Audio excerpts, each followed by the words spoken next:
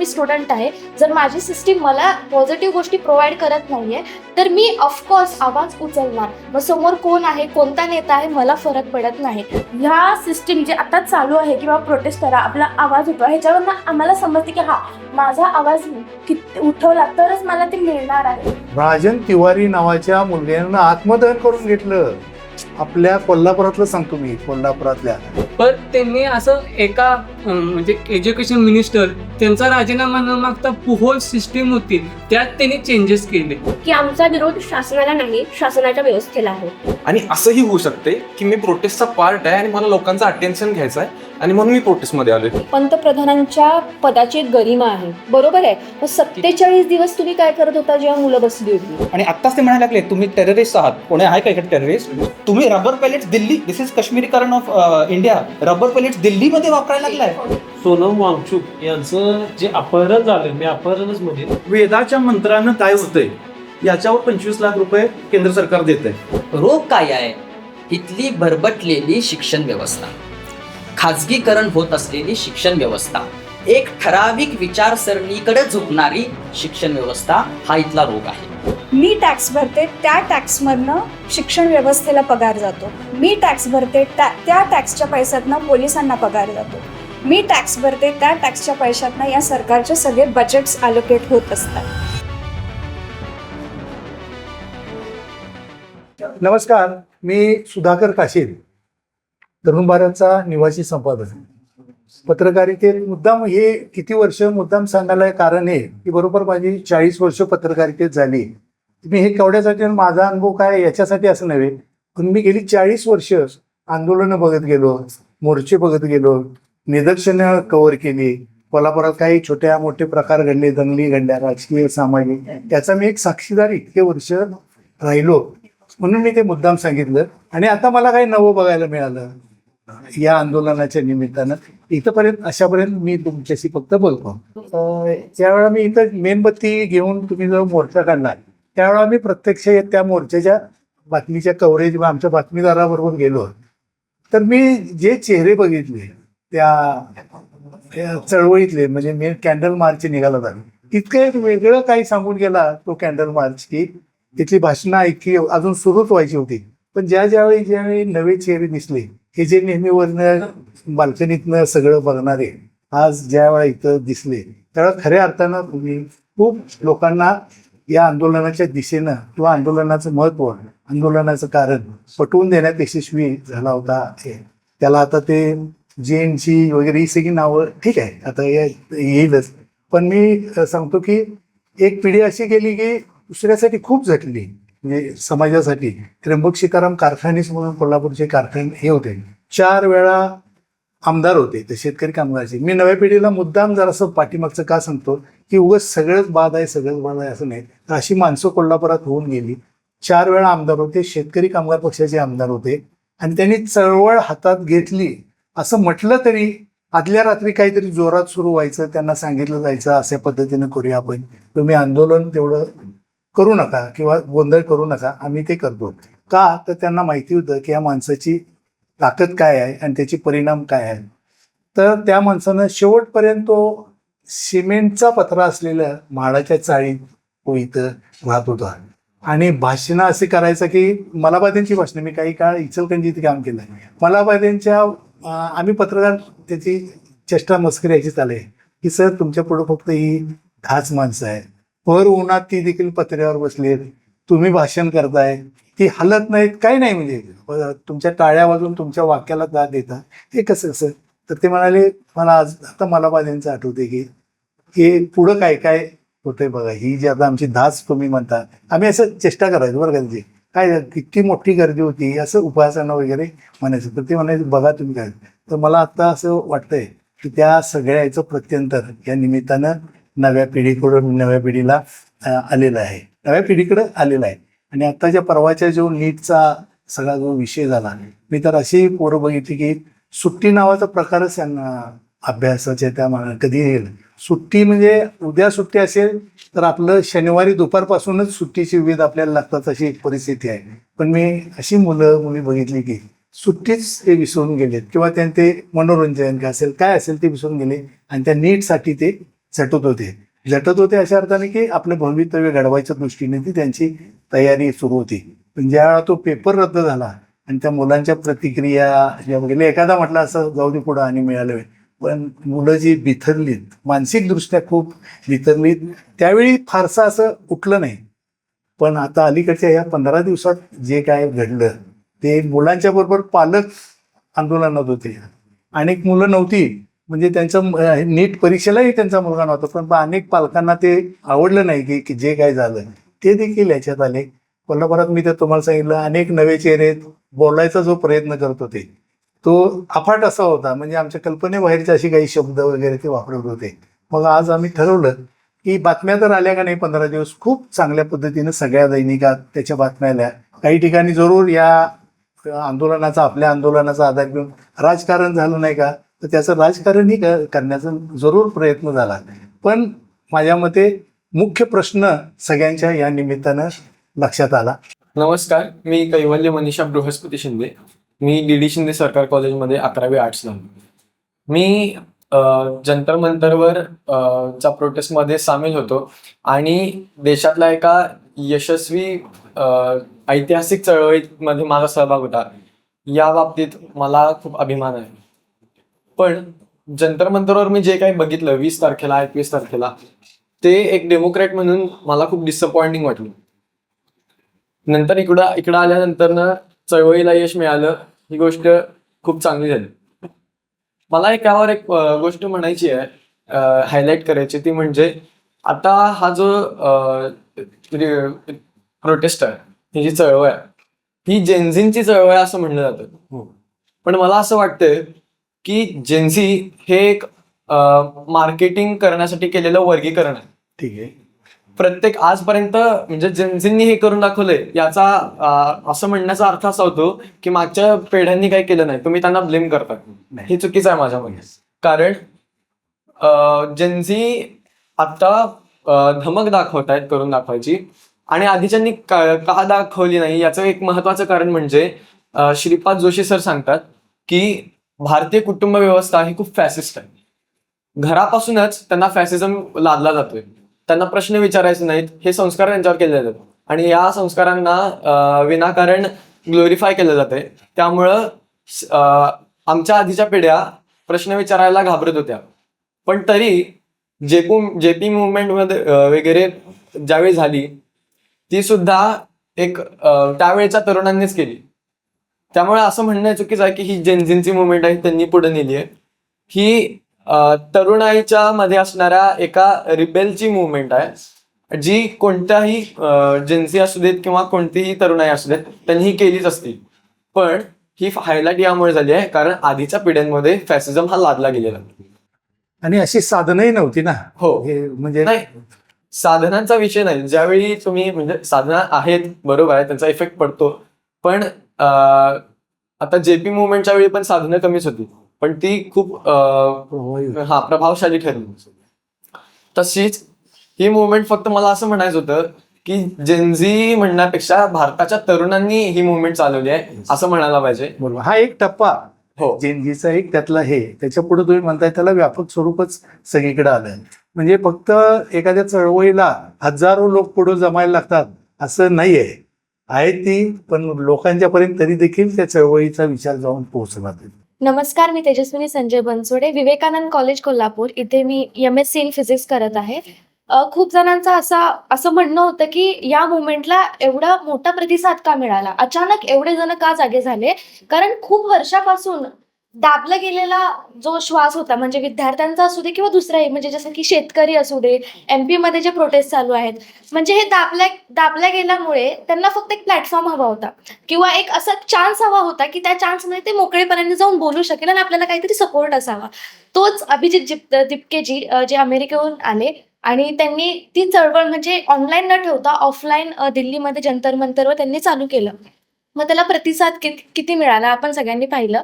आणि मला एक मुद्दा असा मांडायचा आहे की कोणतंही मोठं आंदोलन एका विषयावर संपत नाही. हा नीटवर होता, नीट पेपर लीकवर होता, पण आपल्या देशात अजून कितीतरी मोठे डिलेमाज आहेत, जसं की वुमेन्स सेफ्टी. मी स्वतः माझा पहिल्यांदा प्रोटेस्ट होता आणि मी आता रोजच्या जीवनामध्ये मला दूध जरी आणायचं म्हणलं तरी मला स्वतःच्या सेफ्टीबद्दल कन्सर्न राहावं लागतं, की माझ्याकडे कोण बघतंय का आणि मी किती स्वतःला झाकून ठेवते. पण त्या प्रोटेस्टमध्ये मला काहीही फील झालं नाही. मी 2दा प्रोटेस्टमध्ये गेले. मला जराही अनकम्फर्टेबल फील झालं नाही, अनअप्रोप्रिएट फील झालं नाही. Every man was there so protective. त्यांनी खूप प्रोटेक्ट केलंय आणि हे आपण कुणाकडे एक्सपेक्ट करतो? पोलिसांकडे. Police should protect us. मग ते मुलगा असू दे, मुलगी असू दे, कोणी असू दे. आपण आपल्याकडे काय आपल्यावर गुन्हा दाखल झाला तरी आपण पोलिसाकडे, गुन्हा दाखल म्हणण्यापेक्षा अन्याय झाला तर आपण पोलिसांकडे जातो. पण आता आपण पोलिसांकडे जायला घाबरतोय. ही एक सिस्टीमची खूप म्हणजे वाईट गोष्ट आहे असं मला म्हणायला पाहिजे. आणि त्या जंतर-मंतर वरूनही खूप साऱ्या मुलींनी व्हिडिओज काढून सोशल मीडियावर टाकले की आम्ही किती सेफ फील करतोय. आणि मला वाटतं किती वर्षातून पहिल्यांदा असं झालंय की मुली around men inappropriate and uncomfortable feel नाही करत आहे. तो पहिला मुद्दा. दुसरा मुद्दा असा की जे पेपर लीक आहेत, पेपर लीक का होतात? कारण घेणारे का आहेत? कारण त्यांना एक मार्ग पाहिजे की आम्ही शॉर्टकट कसा, म्हणजे हार्डवर्क न करता आम्ही शॉर्टकटमधनं कसं पुढे जाऊ. आता ह्याचा पाया काय आहे? ह्याला मुळापासून कसं आपण घालवू शकतो? महाराष्ट्रात किंवा अनेक राज्यामध्ये आपण बघतो कितीतरी कॉलेज आणि शाळेत की सिस्टीम स्वतः त्यांना हेल्प करते. बोर्ड एक्झाम असतील, 10वी आणि 12वीचे जे बोर्ड एक्झाम असतील त्यामध्ये कितीतरी कॉप्या पुरवल्या जातात स्वतःहून सिस्टीममध्ये. त्यांना तिथे काहीही बंधन नसतं आणि स्क्वॉड यायच्या आधी आम्हाला सांगितलं जातं की कॉप्या लपवा, स्क्वॉड येतोय. तर ही गोष्ट कुठेतरी मुलांना एक सवय लावत आहे कॉपी करायची, मुलांना एक सवय लावत आहे अशा मार्ग निवडायची की तिथे हार्डवर्क नको आहे, पण एक प्रिव्हिलेज्ड असं मार्ग आपण निवडत. तो दुसरा मुद्दा आहे. आणि तिसरा मुद्दा डेमोक्रेसीचा. जसं की आपण मेन स्ट्रीम मीडिया बघतो, that is the 4th pillar of the democracy आपण म्हणत आलेलो आहे. पण आज जेनझींनी किंवा मिलेनियल्सनी कोणीही न्यूजचा न सहारा घेता इंस्टाग्रामवरून न्यूज बघितल्यात. मी स्वतः जेव्हा धर्मेंद्र प्रधानजींचं रिझाईन झालं, मी न्यूज नाही पाहिली. मी इंस्टाग्रामवर गेले न्यूज कन्फर्म करायसाठी. सो ते माझं इन्स्टिंक्ट झालं ते. म्हणजे मला विश्वास नाही राहिला मीडियावर आणि ह्यात माझी काही चूक नाही, कारण तुम्ही तसं दर्शवताय काय चालू आहे. ती तिसरी गोष्ट. आणि पहिलं जे मी हॅव्हिंग सेड दॅट की हा उफाळून का आलं, तुकारामजींचं एक खूप छान म्हणणं आहे. म्हणजे 2 ओळीच आहेत त्यांच्या की पोत जरी केला बळेच खाली, ज्वाला तरी वरे उफाळे. म्हणजे तुम्ही जेवढं त्याला दाबायचा प्रयत्न करणार ते तेवढं मोठ्या संख्येने आणि मोठ्या एनर्जीने ते उफाळून येणार. म्हणून मला सिस्टीम आणि मला कोणत्याही पक्षाचा विरोध करायचा नाहीये. तुम्ही कोणताही पक्ष असू देत, पण तुम्ही तुमच्या सत्तेचा जनतेसाठी उपयोग करत नसाल तर त्या सत्तेचा काही उपयोग नाहीये. तर तुम्ही सत्तेचा नीट उपयोग करा. कारण मी स्टुडंट आहे. जर माझी सिस्टीम मला पॉझिटिव्ह गोष्टी प्रोव्हाइड करत नाहीये तर मी ऑफकोर्स आवाज उचलणार. मग समोर कोण आहे, कोणता नेता आहे, मला फरक पडत नाही. तुम्ही आमच्यासाठी जे कामं केली पाहिजे, जे आमच्या हितासाठी आणि भविष्यासाठी खूप चांगले. थँक्यू. कोल्हापूरला काही काळ MPSCची परीक्षा सुरू झाल्यानंतर मधला काही काळ तुम्ही अगदी लहान आहे म्हणून तुम्हाला सांगतो का, इथलं MPSCचं केंद्र बंद होते. कोल्हापूरला बंदच केलं होतं त्यांनी. परीक्षा इथं नव्हती. कारणही त्याचं असं होतं, एक पेपर फुटला होता आणि तो पचला होता, म्हणजे म्हटलं नाही. पण नंतर त्यांच्या लक्षात आलं इथं आहे तसं झालं. मग त्यांनी फक्त ऍक्शन घेतली. 3 ते 4 वर्ष कोल्हापुरातलं MPSCची परीक्षा केंद्र कोल्हापुरात घेत नव्हती. इथं मोठा एक झाला होता पण तो पचला गेला असं झालं. नमस्कार, माझं नाव सानिया सचिन काकडे. मी सध्या BSc SY मायक्रोबायोलॉजी शिकत आहे राजाराम कॉलेजला. तर हा प्रोटेस्ट खूप महत्त्वाचा होता कारण की मी सुद्धा एक नीट एस्पिरंट आहे. मी मागच्या वर्षी नीट दिली. ज्या वर्षी मी नीट दिली तेव्हाच हा मोठावाला लीक जो झाला तो झाला. त्याच्यावरनं माझ्या रिझल्टला जे परिणाम झाले हे मला माझ्या जे काय म्हणतात त्याला, म्हणजे मेंटल हेल्थ काय झालं ते मला माहिती आहे. त्यामुळे मी जेव्हा प्रोटेस्ट जेव्हा मी बघितलं की हे करायला लागले तेव्हा मला असं वाटलं की मी ह्या पार्टमधनं गेली आहे. बट द थिंग इज की मी एवढी सुसायडल नव्हते, पण मी थोडीफार डिप्रेस्ड होते. मला फॅमिलीनं सपोर्ट केला, बट असं होत नाही ना की सगळ्यांची फॅमिली सपोर्ट करते. बरोबर आहे ना. तर मला असं वाटलं की मी त्या मुलांसाठी ज्यांनी जीव घालवला आहे किंवा ज्यांना डिप्रेस वाटते त्यांच्यासाठी मी काय ना काय तर करावं. आणि मेन म्हणजे तर मला माहिती आहे की बाबा काय झालं, मी माझी 11th-12th ती घालवली त्याच्यासाठी. जसं की सर पण मी सुट्ट्या सुद्धा नाही घेतल्या. सुट्ट्या रविवारी सुद्धा टेस्ट द्यायची, मॉक टेस्ट द्यायची, त्याच्यामध्येच गेले. मी हॉस्टेलला राहत होते. त्यामुळे मला माहिती की बाबा किती स्ट्रगल करायला लागते एखाद्या गोष्टी मिळवण्यासाठी, आणि जेव्हा ती गोष्ट आपल्याला मिळत नाही तेव्हा काय होतं आपल्यावरती. आणि त्या दरम्यान तर आमचं हे मेन म्हणजे तर हे वय पण नसतं की एवढं प्रेशर घ्यायचं, तरी पण आम्ही म्हणतो की नाही बाबा आपल्याला काय तर करिअर करायचं तर आपल्याला प्रेशर घ्यायलाच पाहिजे. हे पेपर लीक वगैरे जे होतात त्याच्यामुळे ह्या लोकांना इझी वे होतो, बट जे बाकीचे असतात जे नॉट सो प्रिव्हिलेज असतात त्यांना किती त्याचा परिणाम होतो किंवा त्यांच्या घरांवरती किती काय काय होतं ते फक्त त्या लोकांना माहीत असतंय. नंतर ते सुसाईड वगैरे करतात, हे असं नव्हतं की बाबा त्यांनी सुसाईड केलं आपण त्याच्यासाठी थोडंसं सायलेन्स करावा वगैरे, असं नाही. तर त्याच्यासाठी आपल्याला जस्टिस मिळवायचं होतं. जस्टिस मिळवणं हे महत्वाचं होतं. परत हे जर न्यू जनरेशन आहे जसं की आता काही लोक आहेत जी नीटची तयारी करतात वगैरे, त्यांच्यासोबत तसं होऊ नये हा भाग होता. त्यासाठी ही प्रोटेस्ट होतं. आणि त्या बाबतीत मी खूप हे करते की बाबा मी खूप प्राऊड आहे की आम्हाला सांगितलं गेलं आमच्या घरी की बाबा तुला जर काय चुकीचं वाटत असेल तू त्यासाठी आवाज उठवला पाहिजे, तुला जर काय चुकीचं वाटत तू येऊन सांगायला पाहिजे. मेन म्हणजे पॅरेंट्सशी बोलायला पाहिजे की नाही मला हे बरं नाही वाटत वगैरे हे पाहिजे. आणि ह्या सिस्टीम जे आता चालू आहे की बाबा प्रोटेस्ट करा आपला आवाज उठवा, ह्याच्यावरनं आम्हाला समजते की हा माझा आवाज किती उठवला तरच मला ते मिळणार आहे.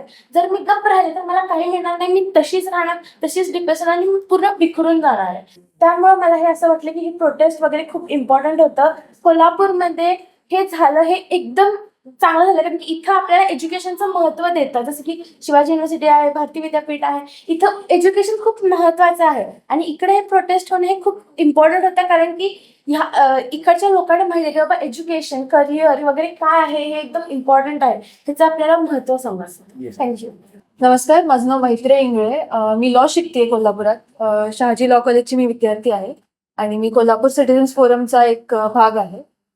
आत्ता ज्या विषयावर आपण चर्चा करतोय, जी जंतर मंतरवरती प्रोटेस्ट झाली, त्याच्यातल्या मला वाटतं सगळ्यांसाठीच खूप मोठा डिस्टर्बिंग आणि शॉकिंग इन्सिडेंट म्हणजे जी पोलीस ब्रुटॅलिटी झाली विद्यार्थ्यांवरती, यंगस्टर्सवरती, तो आय थिंक चर्चा करण्याचा फार महत्त्वाचा मुद्दा आहे.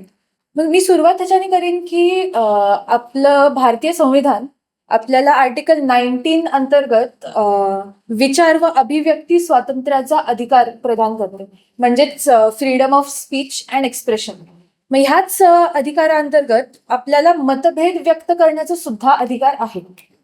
तसेच आर्टिकल 19B अंतर्गत नागरिकांना शांततेपूर्व एका जागेवर जमण्याचा सुद्धा अधिकार आहे. मग ह्याच पीसफुल प्रोटेस्टवरती शांततेत जमलेल्या नागरिकांवर जे संवाद डिमांड करत होते गव्हर्नमेंटकडून, त्याच छात्रांवरती, त्या विद्यार्थ्यांवरती पोलिसांनी हिंसेचा मार्ग का घेतला? एकदम असं काय झालं की हिंसा प्रोवोक झाली आणि तुम्हाला तो मार्ग घ्यायला लागला? लाठीचार्ज झाले, पेलेट गन्सनी वार झाला, वॉटर कॅनन चालवल्या गेल्या. मग हे सगळं फार शॉकिंग आपल्यासाठी आणि डिस्टर्बिंग आहे खूप जास्त. आता ह्या इन्सिडेंटला कम्पेअर करायला एक 2005ची गोष्ट आहे, जेव्हा माननीय मनमोहन सिंग आपले प्रधानमंत्री होते. ते एका लेक्चरसाठी गेलेले JNU युनिव्हर्सिटीमध्ये. तिथे जेव्हा ते लेक्चर डिलिव्हर करत होते तिथल्या छात्रांनी त्यांच्या इकॉनॉमिक पॉलिसीजचा निषेध केला, काळे झेंडे त्यांच्यासमोर फडकवले, नारे लावले आणि त्यांना ते लेक्चर डिलिव्हर नाही करून दिलं. मग ह्या सगळ्या गोष्टीला रिटॅलिएट कसं करायचं, ह्याला रिस्पॉन्ड कसं करायचं?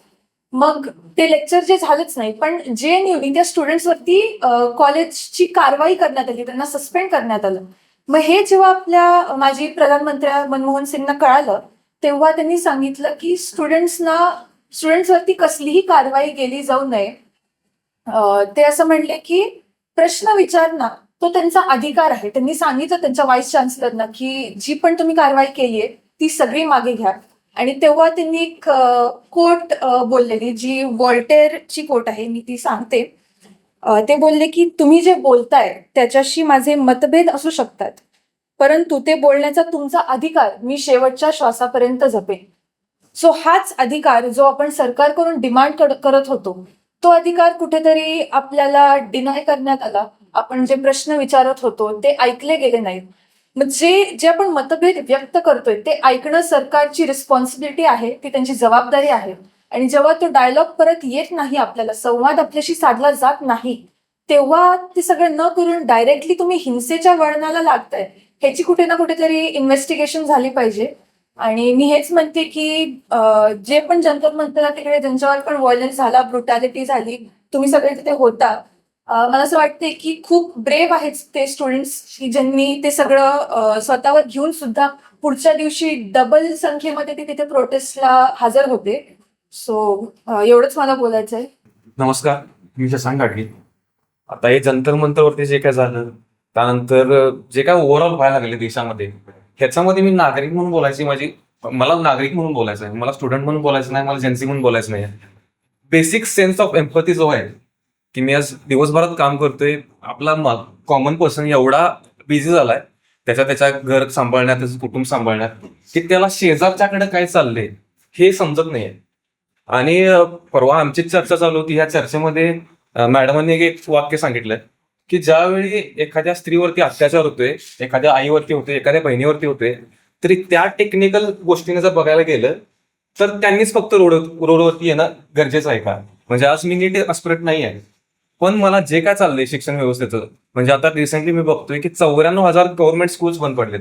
गव्हर्नमेंट स्कूल्स बंद पडल्यानंतर जास्त नुकसान कुणाचं होतंय हे पण लोकांना समजायला पाहिजे.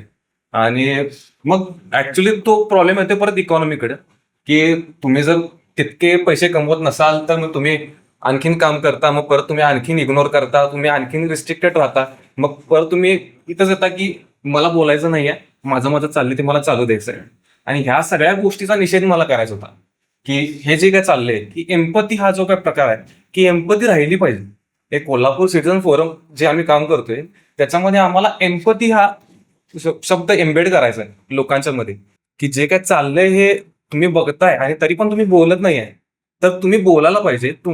मी म्हणतो सोशल मीडियावरती बोला, मित्रांचा संवाद साधा, किंवा जे काय आजूबाजूला चाललंय, तुम्ही आर्टिस्ट असाल तर आर्टवर्क करा, तुम्ही सिंगर असाल तर गाणं म्हणा, जे काय चाललंय त्या पद्धतीने चाललंय, तुम्हाला जसं मांडता ते तसं मांडा. कारण ही गोष्ट कुठेतरी राहिली जाते, कुठेतरी समाजात पसरली जाते. आणि हा समाज जो आपला बनत चाललाय, हा रेस्ट्रिक्टेड समाज जो बनत चाललाय, ह्याच्याबद्दल मला अडचण आहे. आणि माझा पाठ होण्याचं कारणच ते की मला हे चाललंय, म्हणजे मी पण तसंच होतं की युजली हा चाललंय चालू द्या, काय बोलायचं, मला वाईट वाटायला, हा पण मला वेळ नाही आहे, माझी कामं आहेत. पण ह्यातनं कुठेतरी मला पुढे जाऊ वाटलं की ठीक आहे, मी किती दिवस मलाच म्हणजे ह्याच गोष्टीचं कधी वाईट वाटून घेणार. ज्यावेळी ऍक्शन होते एखादी, तर त्या ऍक्शन मध्ये कॉन्ट्रीब्युट करणं मला गरजेचं वाटलं. हे इतकं मला सांगायचं आहे. हे चाललंय चालू द्या हे आहे ना, हे आमच्या पत्रकारितेलाही लागू आहे. मी फक्त एक छोटं उदाहरण देतो. कोल्हापुरात मेडिकल नाव घेत नाही, काही घेत नाही, तुम्ही समजू शकाल. मेडिकल कॉलेजच्या त्यांना ज्या सुविधा विद्यार्थ्यांना लागतात त्या मागत होते, ते प्रशासन अजिबात लक्ष देत नव्हतं. ते एक 10-12 दिवस त्या कॉलेजच्या दारात तिथं सगळी मुलं बसून होती, मुलं मुली बसून आहे. आम्ही बातमीदारांना सकाळी जायचो, एक फोटो घ्यायचा, माहिती घ्यायची काय काय करणार आहे, आणि संध्याकाळी मोबाईलही नव्हे, संध्याकाळी पुन्हा जायचं, आज दिवसभरात काय काय झालं, कोण कोण भेटून गेलं, अशा स्वरूपाची बातमी होती. मी अगदी जे घडलं ते सांगतो. आणि एक दिवस असं झालं, राजन तिवारी नावाच्या मुलग्यानं आत्मदहन करून घेतलं. आपल्या कोल्हापुरातलं सांगतो मी, कोल्हापुरातल्या. आम्हाला तर नवीनच बातमी, असं काय घडू शकतो. मी त्यावेळेचे SP असे लटलटताना प्रांत अधिकारी वगैरे तिथं पंचनाम्याला आले ना, मग इथं इतकी गर्दी जमायला लागली CPR मध्ये. मग सांगलीला नेलं, सांगलीमध्ये त्याचं ते PM केलं, अमुक केलं. ही कोल्हापुरात झालेली घटना. आपण काय हे काय रोजच जायचं, हे काय रोज रस्त्यावर. आम्ही त्या समजुतीनं अशा अर्थानच त्या आंदोलनाकडे बघत होतो. मी स्नेहल शिंदे. मी इलेक्ट्रिकल इंजिनिअरिंग करते KIT कॉलेज ऑफ इंजिनिअरिंग मधून. तर थोडा माझा मुद्दा तुम्हाला एकदम वेगळा वाटेल किंवा असं पण होईल की म्हणजे ही स्वतः ह्या पिढीतली जेनझी जी म्हणते त्यामध्ये मी सुद्धा मोडते. तर असं असून सुद्धा ही असं थोडं उलट कशी बोलू शकते या बाबतीत. पण कसं आहे, हे सगळं ठीक आहे की पेपर फुटला, मुलांचं बरोबर आहे. 20-22 लाख मुलं पेपरसाठी तयारी करतात. आपण जेव्हा पेपरसाठी तयारी करतो, मुलांची मानसिक स्थिती ही पेपर देऊन येईपर्यंत अशी नसते की काय होणार, म्हणजे खूप साऱ्या गोष्टी येतात. आणि अशा जर घटना घडल्या तर नक्कीच त्यांची मेंटल हेल्थ जी आहे ती पूर्ण अफेक्ट होते. पण जेव्हा सगळे विद्यार्थी हे जंतर मंतरवर आंदोलन करण्यासाठी गेले, त्यावेळेला जे काही सरकारला थोडं जे नुकसान झालं याचा पण आपण विचार केला पाहिजे. म्हणजे असं आपण म्हणून चालणार नाही. जर आपण डेमोक्रेसी म्हणतोय, ठीक आहे, विद्यार्थ्यांचा सुद्धा विचार झालाच पाहिजे, नाही असं नाही.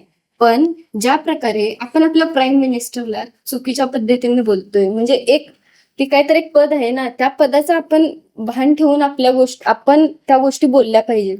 जर आपण त्यांच्यावर चुकीचे विधानं करतोय, उरला प्रश्न जे कुणाल कामरा होते, त्यांनी चुकीच्या पद्धतीने जे स्टेटमेंट केलं, म्हणजे आपण विद्यार्थ्यांचा मुद्दा मांडतोय आणि आपण तिथं रिलिजन ही जर गोष्ट आणत असू, तर आपण त्या गोष्टीनं नेमकं त्या बॉक्समध्ये ठेवून त्याचा विचार करतोय का, हा विचार करणं आपण गरजेचं आहे का, आपण ह्याला काहीतरी वेगळंच एक दिशा देत चाललोय, हा माझा मुद्दा होता.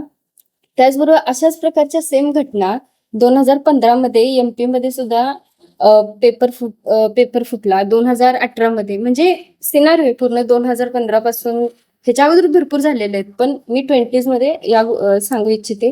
तर त्यावेळी आपण जे शिक्षण मंत्री होते, त्यांचा त्यावेळी राजीनामा मागितला का, याचा पण आपण विचार केला पाहिजे. त्यावेळी का या गोष्टी आपण विचारात घेतल्या नाही की नाही, जर ते पण विद्यार्थीच होते, ते पण लाखोंच्या संख्येतच होते, मग त्यांचाही राजीनामा घेणं गरजेचं होतं. मग अशा गोष्टी त्यावेळी का घडल्या नाहीत आणि आत्ताच का घडल्या? मान्य आहे, आपण असंही म्हणू शकतो की सेम घटना ही 2024च्या काळातही घडली, पेपर लीक झाला आणि परत तीच 2026 मध्ये घडते. म्हणजे हे कसं पॉसिबल आहे की त्या विद्यार्थ्याची मनस्थिती राहील? त्यामुळे हे प्रोटेस्ट करणं नक्कीच गरजेचं आहे. पण ह्या प्रोटेस्टमधनं काही चुकीच्या सुद्धा गोष्टींना बढावा दिला गेला आहे का, याचा सुद्धाही विचार करणं गरजेचं आहे, असं माझं मत आहे. याचा राजकारणासाठी लाभ कोणी उठवायचा प्रयत्न केला का नाही? केलाय, हो आहे, सगळ्यांनाच मान्य येतं. आणि माझं तर म्हणणं असं आहे की त्या आंदोलनाला कुठल्याही राजकीय पक्षानं नेतृत्व केलं नाही म्हणून एवढं बळ मिळालं, हे देखील आता तुम्हाला सगळ्यांना. माझं नाव संकेत गुरु, मी KIT कॉलेजचा विद्यार्थी आहे. तर हा सगळा प्रोटेस्ट झाला, तर मेन मुद्दा काय होता की धर्मेंद्र प्रसाद यांचा राजीनामा, धर्मेंद्र प्रधान यांचा राजीनामा. तर धर्मेंद्र प्रधान यांचा राजीनामा का, तर त्यांच्या कालावधीमध्ये 2021 साली ते जॉईन झाले, एज्युकेशन मिनिस्टर म्हणून ते जॉईन झाले. नंतर 2024 मध्ये सलग 3 पेपर लीक झाले, त्यामध्ये UGC नीट, UP पोलीस कॉन्स्टेबल, नीट UG पेपर लीक, म्हणजे आता नीटचा झाला तो. नंतर 2026 मध्ये फर्दर तोच पेपर लीक झाला का, कारण का फक्त धर्मेंद्र प्रधान हे त्या पेपर लीकसाठी म्हणजे जबाबदार नव्हते, तर त्यांची होल जी सिस्टीम होती ती सुद्धा तेवढीच जबाबदार होती. फक्त त्यांचा आपण राजीनामा मागून असं चालणार नाही, पण ती जी आपली सिस्टीम होती त्यात आपण बदल केले पाहिजेत. आता एकदा एक्झाम्पल द्यायचं झालं तर चायनामध्ये गोकाव हा नॅशनल लेवलचा त्यांचा पेपर आहे, एंट्रन्स एक्झाम आहे. 2016 ते 2018 रोजी त्यांचे पेपर लीक झाले. पण त्यांनी असं एका म्हणजे एज्युकेशन मिनिस्टर त्यांचा राजीनामा न मागता होल सिस्टीम होती त्यात त्यांनी चेंजेस केले आणि फर्दर त्या घडीपासून आतापर्यंत एक सुद्धा तिथं पेपर लीक अशी घटना त्या आता पर्टिक्युलर ठिकाणी झाली नाही. तसेच साऊथ कोरिया सॅट म्हणून पेपर आहे, तो सुद्धा 2016च्या दरम्यान पेपर लीक झाला, पण त्यांनी सुद्धा होल सिस्टीम रिचेक केली आणि मग तो पेपर त्यांनी घ्यायला सुरुवात केली. जसे ॲडव्हान्स टेक्नॉलॉजी आहे ती वापरली आणि मग पेपर त्यांनी घ्यायला सुरुवात केली. तर तसं अंमलात आपल्यात इकडं आणायला पाहिजे, कारण का एका व्यक्तीचा राजीनाम्यामुळं होल सिस्टीम चेंज होऊ शकतच नाही. आणि ह्या सरकारचं सुद्धा काय चुकलं की त्यांनी लवकर सामोरं आलं पाहिजे होतं की रिस्पॉन्सिबिलिटी घेतली पाहिजे होती. आपल्यात असे कित्येक नेते त्यांनी रिस्पॉन्सिबिलिटी घेतली की आता फॉर एक्झाम्पल म्हणायचं झालं तर अश्विनी सर होते, 2023च्या रोजी रेल्वे ऍक्सिडेंट झाला रेल्वे, त्यामध्ये त्यांनी रिस्पॉन्सिबिलिटी घेऊन त्यांनी रेजिग्नेशन दिलं. तसेच लालबहादूर शास्त्री होते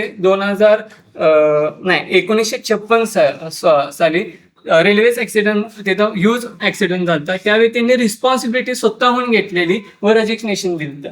तसं आपल्या सरकारनं सुद्धा एक रिस्पॉन्सिबल बनलं पाहिजे जनतेच्या प्रती, हे मला म्हणायचं. Hello everyone, good morning. My name is Shruti Raju Purde and I'm the student of MA first year, The New College Kolhapur. So first of all, मला ही गोष्ट रिमाइंड करून द्यायची that 1919 किंवा 1997, I don't remember the exact year, पण त्यावेळेला ज्यावेळेला paper leak झाला होता आणि एका राज्यातली मुलं प्रोटेस्ट करत होती, तर एक फोटो फार सर्क्युलेट झाला होता एका तरुण विद्यार्थ्याचा, ज्याने स्वतः लाठीचार्ज सहन केला आणि त्या लाठीचार्जमध्ये त्याला खूप फ्रॅक्चर्स आले होते, हे आलं होतं, भरपूर त्याला दुखापत झाली होती आणि तो त्यावेळेला खूप गाजला. आणि his name was Dharmendra Pradhan. ते स्वतः त्या प्रोटेस्टमध्ये होते ज्यावेळेला स्टुडंट्सनी पेपर लीकच्या विरोधात हे आंदोलन उभं केलं होतं. मग मला हा प्रश्न आहे की जे दुःख त्यांनी स्वतः भोगलंय ॲज एक स्टुडंट म्हणून, तर आत्ता ज्यावेळेला स्टुडंट रस्त्यावर उतरतायत, आत्ता ज्यावेळेला स्टुडंट पेपर लीकच्या विरोधात आंदोलन करतायत, तर सगळ्यात आधी त्यांना ते दुःख इमॅजिन व्हायला पाहिजे होतं, जे नाही झालं. कदाचित पद मिळाल्यानंतर मे बी त्यांच्या माइंडसेटमध्ये थोडासा बदल झाला असेल, पण हे त्यांना सुद्धा रिमाइंड व्हायला पाहिजे होतं की आपण सुद्धा ह्याच्या आधी एक्सपिरियन्स केलंय. सो ते नक्कीच ह्याच्याशी फॅमिलियर आहेत. दुसरी गोष्ट म्हणजे जी NTA वरती आरोप झाले होते, नॅशनल टेस्टिंग एजन्सी ज्याने एक्झाम घेतली होती, मग त्या नॅशनल टेस्टिंग एजन्सीमध्ये ज्याला ती ॲक्च्युअल फॉर्म झाली ती मला वाटते 2018-19 दरम्यान ती फॉर्म झाली. आणि त्यावेळेला पहिलाच पेपर होता ज्यावेळेला CUET अर्थात कॉमन युनिव्हर्सिटी एक्झाम टेस्ट होती, CUETची एक्झाम होती. NTAच्या फर्स्ट ट्रायलमध्ये ती एक्झाम त्यावेळेला लीक झाली होती. म्हणजे NTA जस्ट फॉर्म झाली आहे आणि त्या NTAच्या कार्यकालामध्ये तुम्ही पहिला पेपर लीक होतोय. मग त्या टेस्टिंग एजन्सीवर तुम्ही किती भरोसा ठेवताय हा सुद्धा एक मुद्दा होता की NTA किती त्याच्यामध्ये एक्झाम फॉर्म करण्यामध्ये किती कपेबल आहे हे सुद्धा गव्हर्नमेंटने बघायला हवं होतं त्यावेळेला. नेक्स्ट असं आहे की आता आपण म्हणतो की आत्तापर्यंत 89+ पेपर लीक झाले, तर त्यामुळे स्टुडंट्सचा जो काही एक रोष होता की जो दाबून ठेवला गेला होता तो ह्या वेळेला बाहेर पडला. आणि जसं की सर म्हणलं तसं की याला पॉलिटिकल लिडरचा कुठलाही नेतृत्व नव्हतं, ते स्टुडंट्सनी स्वतःहून केलं होतं. त्यामुळे हे आंदोलन खूप जास्त पुढे गेलं आणि हे खरंच खूप मोठं कौतुक आहे की स्टुडंट्सनी स्वतः तिथे उतरून एक जेनझीचं समर्थन करून तिथे एज्युकेशनच्या विरोधात किंवा एज्युकेशन सिस्टम, मी ज्या वेळेला ह्या आंदोलनाबद्दल ऐकलं होतं त्याला माझी खरं जाण्याची इच्छा होती पण जमलं नाही. मग त्यावेळेला शिवाजी विद्यापीठाच्या विद्यार्थ्यांनी एक सायलेंट प्रोटेस्ट केला होता, त्याच्यामध्ये मी सहभागी झाले होते. त्यावेळेला सुद्धा मी हा मुद्दा मांडला होता की आमचा विरोध शासनाला नाही, शासनाच्या व्यवस्थेला आहे. जसं की गव्हर्नमेंट रिस्पॉन्सिबल आहेच, पण आमचं असं म्हणणं नाही की गव्हर्नमेंट चुकीचं आहे. आमचं असं म्हणणं आहे की that you should take the responsibility आणि ह्या व्यवस्थेला तुम्ही कुठंतरी थोडंसं बदललं पाहिजे in context of the students. जसं की सिलेबस, आजचं सिलेबस नक्की केपेबल आहे का स्टुडंट्सच्या करिअरसाठी. जसं की बाहेरच्या देशामध्ये जर तुम्ही ग्रॅज्युएट होत असाल तर बाहेर पडल्यानंतर तुम्हाला जॉबची 100% गॅरंटी आहे. पण आज असे किती स्टुडंट इंडियामध्ये आहेत की ज्यांना ग्रॅज्युएशन नंतर गॅरंटी आहे that I will get the job right after the graduation. हा सगळ्यात महत्त्वाचा मुद्दा आहे की सिलेबसमध्ये होणारे चेंजेस, जसं की न्यू एज्युकेशन पॉलिसी आता आलेली आहे, पण आय डोंट थिंक की ती अजूनही कॅपेबल आहे की आम्हाला जॉब प्रोव्हाइड करू शकते. त्यामुळे ह्यामध्ये सुद्धा बदल होणं गरजेचं आहे आणि हा सुद्धा मुद्दा या आंदोलनाच्या माध्यमातून मला इथे मांडावंसं वाटतोय. दुसरी गोष्ट अशी की धर्मेंद्र प्रधाननी रिझाईन केलं, हे त्यांनी स्वतः रिस्पॉन्सिबिलिटी घेतली, पण त्यांना थोडासा लेट झाला कारण त्यांनी ह्याच्यामध्ये रिस्पॉन्सिबिलिटी घेतलीच, हे अगदीच योग्य आहे. पण सिस्टमनी किंवा गव्हर्नमेंटने त्यांच्या सिस्टममध्ये थोडाफार बदल करण्यासाठी करायला, कारण ज्या वेळेला आम्ही रेजिग्नेशनची मागणी करत होतो, डिमांड करत होतो, त्यावेळेला ज्यावेळेला पार्लमेंट मार्च होती त्यांची, ज्यावेळेला हा प्रोटेस्ट पार्लमेंटपर्यंत जाणार होता, त्यावेळेला आपले पंतप्रधान तिथे उपस्थित होते, पार्लमेंटमध्ये उपस्थित होते. मग मला असा प्रश्न आहे की जर एवढे स्टुडंट्स पार्लमेंटपर्यंत येत आहेत फक्त मागणी घेऊन, एक सायलेंट प्रोटेस्ट होता ज्याच्यामध्ये अजिबात हिंसा नव्हती, काही नव्हती, तर आय शुड थिंक की एक प्राईम मिनिस्टरने स्वतः का बाहेर आले नाही. ते त्या दिवशी इव्हन ते पार्लमेंटमध्ये प्रेझेंट होते, ऍटलिस्ट एकदा त्यांनी फक्त बोलण्यासाठी म्हणून बाहेर यायला हवं होतं त्या दिवशी, बट ते पार्लमेंटच्या बॅकसाईडून बाहेर पडले. त्यामुळे ते थोडंसं मला चुकीचं वाटलं त्या दिवशी. पण ॲज अ प्राईम मिनिस्टर जर एवढे स्टुडंट्स जे पूर्ण देशभराचं नेतृत्व करतायत त्यांना अकाउंटेबल धरून त्यांनी त्यांच्यासोबत एकदा संवाद करायला पाहिजे होता, एकदा त्यांनी ते बोलायला हवं होतं असं माझं म्हणणं आहे. बाकी हा जो प्रोटेस्ट झाला जंतर मंतरवरती ह्याला नक्कीच आमचा सपोर्ट आहे. अभिजित तितके सुद्धा तितकंच कौतुक आहे. पण आता माझी गव्हर्नमेंटला एवढीच मागणी आहे की NTA सारखी एजन्सी, जी एकाच एजन्सीवर तुम्ही एवढ्या सगळ्या एक्झामचं ऑर्गनायझेशन दिलं आहे, तर एकच एजन्सी हे सगळं ऑर्गनायझिंग करू शकते का? किंवा मग आपण त्याला प्रादेशिक पद्धतीने वेगवेगळ्या लेवलवर एक्झाम ऑर्गनाईज करण्यासाठी वेगवेगळ्या संस्था स्थापन केल्या पाहिजेत. कारण एकच ऑर्गनायझेशन एवढा लोड बेअर नाही करू शकत, कारण NTA कडे बऱ्याच एक्झाम्स ऑर्गनाईज करण्याची जबाबदारी आहे. सो मला असं वाटतं की जर तुम्हाला अकाउंटेबल व्यवस्थित एक शिक्षण व्यवस्था हवी असेल तर NTA सोडून प्रादेशिक ज्या एक्झाम्स आहेत किंवा अजून एखाद्या काही संस्था स्थापन करता येतील का, जेणेकरून हे वर्क डिवाइड होईल आणि पेपर लिस्ट थांबले जातील. त्यामुळे हा माझा एक मुद्दा ह्या पद्धतीने मला मांडायचा आहे. बाकी जंतर मंतरवर जो प्रोटेस्ट झाला तो नक्कीच एक विद्यार्थ्यांचं युनिक वे होता. शिवाय विद्यार्थ्यांनी खूप शांत पद्धतीने हे आंदोलन यशस्वीपणे पार केलं, त्याबद्दल त्यांचं खरंच खूप कौतुक आहे. That's all. या आत्ताचं म्हणजे या संवादाचं आपल्या एक वैशिष्ट्य जाणवायला लागलं की ठीक आहे, एकापेक्षा एक थोडा वेगळा मुद्दा असेल तो, पण या चर्चेत तो नक्कीच भर घालत आहे. आता हिनं सांगितलं की सिलेबसचं म्हणजे आम्ही तर कुठल्या त्या राज्यक्रांत्या अक्षरशः पाठ करायचो. कोण तो राजा माहीत नाही काय नाही, पण ती पाठ करून जायचं. पण आम्हाला 1857चं बंड कोल्हापुरात झालेलं थरार होता तो कुणालाही आपण अजूनही शिकवत नाही. म्हणजे आपल्या जुन्या राजाच्या आवारात चिमासाहेब महाराज म्हणजे एक राजा क्रांतिकारकांना मदत करत होता. त्यांनी असं ठरवलं की आपण अमुक करायचं आणि आपल्या भवन इथून आता 1-2 मिनिटाच्या अंतरावर राजवाडा, इथं मोठी क्रांती घडली. अर्थात अतिशय कमी ताकदीवर कमी हत्याराच्या याच्यावरती हे झाली आणि आपण आता त्या भेजातून भेळ खायला वगैरे जातो. त्या नगारखान्याच्या आवारात भिंतीकडं तोंड उभं करून आपल्या कोल्हापुरातल्या यादव, शिंदे, जाधव, पाटील, गोंधळी अशी नावाची जर यादी बघितली ना, आपल्यापैकी हे वाटते की कोणतरी आपल्यापैकी हे झाले. चिमासाहेब महाराजांना त्या क्रांतीचा एक काय म्हणतात ब्रेन अशा अर्थानं त्यांच्यावर आरोप ठेवण्यात आला. चिमासाहेब महाराजांना कराचीला नेऊन ठेवलं. आता त्यावेळी पाकिस्तान वगैरे एकच आपण होतो ते, तिथंच त्यांचा मृत्यू झाला. त्याच्याही पुढं नंतर अशी माहिती आली पुढं की एक राजाचा ज्यावेळेला अटक करतात नाही त्याच्या प्रोटोकॉलप्रमाणे, तर त्याच्याबरोबर कराचीला इथनं गेले, त्याचे कपडे धुणारा गेला, त्याचं जेवण करणारा गेला, त्यांचं मसाज करणारा गेला, त्यांचा वैद्य गेला, त्यांच्या नावी गेला, सगळं त्यांच्यासाठी एका राजाला ते त्याच्याबरोबर तो पाठवलं. ते देखील तिकडेच गेले. म्हणजे चिमासाहेब महाराज आले नाहीत, ही आले नाहीत. आणि फिरंगोजी गिरगाव आपण जातोय तिकडे सगळेजण, त्या गावचं एक साधं पोरगं म्हणजे भीती दाखवायसाठी की आम्ही कशी इंग्रज आम्ही किती आहे, बंदुकीला असा भिंतीकडं तोंड करून उभा करून मारलं की इतर क्रांतिकारक हा इतिहासात आलं पाहिजे. हाच असा नव्हे, त्या स्थानिक भागातलं हे शौर्य आलं पाहिजे. हिनं बरोबर एखाद्या नव्या विषयाला कसं या निमित्तानं बोलता संवाद, याला म्हणायचं आपला संवाद एका वेगळ्या अर्थानं सुरू आहे. नमस्कार, माझं नाव कुणाल संजय पाटील. मी KIT कॉलेज ऑफ इंजिनिअरिंगमध्ये मेकॅनिकलची डिग्री परस्यू करत आहे. मी एक NCC कॅडेट आहे आणि डिफेन्स ॲस्पिरंट पण आहे. टुडे मी माझं नॅशनॅलिटी प्रिझर्व करून बोलणार. I will be not with CGP, I will be not with BJP. I will try to conserve my identity as a nationality. इथं सगळेजण बोलले की का आंदोलन करायची गरज आहे, व्हॉट आर द प्रॉब्लेम्स, काय चाललंय. बट एनीवन थिंक म्हणजे कोणी विचार केला की what is the root cause of it. हे जे मूळ हे आहे की आपल्याला 75 वर्ष झाली तरी आपल्याला स्वतंत्रता मिळून झाली. सगळ्यात मोठी गोष्ट जी आहे, जी आपल्या ब्रिटिशांनी आपल्याला दिली आणि ती आता लागू करत नाहीत, ते त्यांच्या कंट्रीमध्ये ते फॉलो करत नाहीत, but we are doing that is first past the post system. आता तुम्हाला मी एक रफली तुम्हाला आयडिया देतो, those who are not awared with it. समजा तुम्ही एका हॉटेलमध्ये जेवण्यासाठी गेलात, तिथं 9 जण आपण बसलेलो आहे. त्यातल्या 4 जणांनी कुठली तरी वेगळी भाजी सांगितली, ए भाजी सांगितली समजा, 3 जणांनी वेगळी भाजी सांगितली आणि परत 3 जणांनी वेगळी भाजी सांगितली. सगळेजण काय म्हणले की मेजॉरिटी कोणाची आहे, आपण ते काय असेल ते खाऊ. मग 4 जणांची मेजॉरिटी झाली. आपल्या इंडियामध्ये पण तेच होतंय.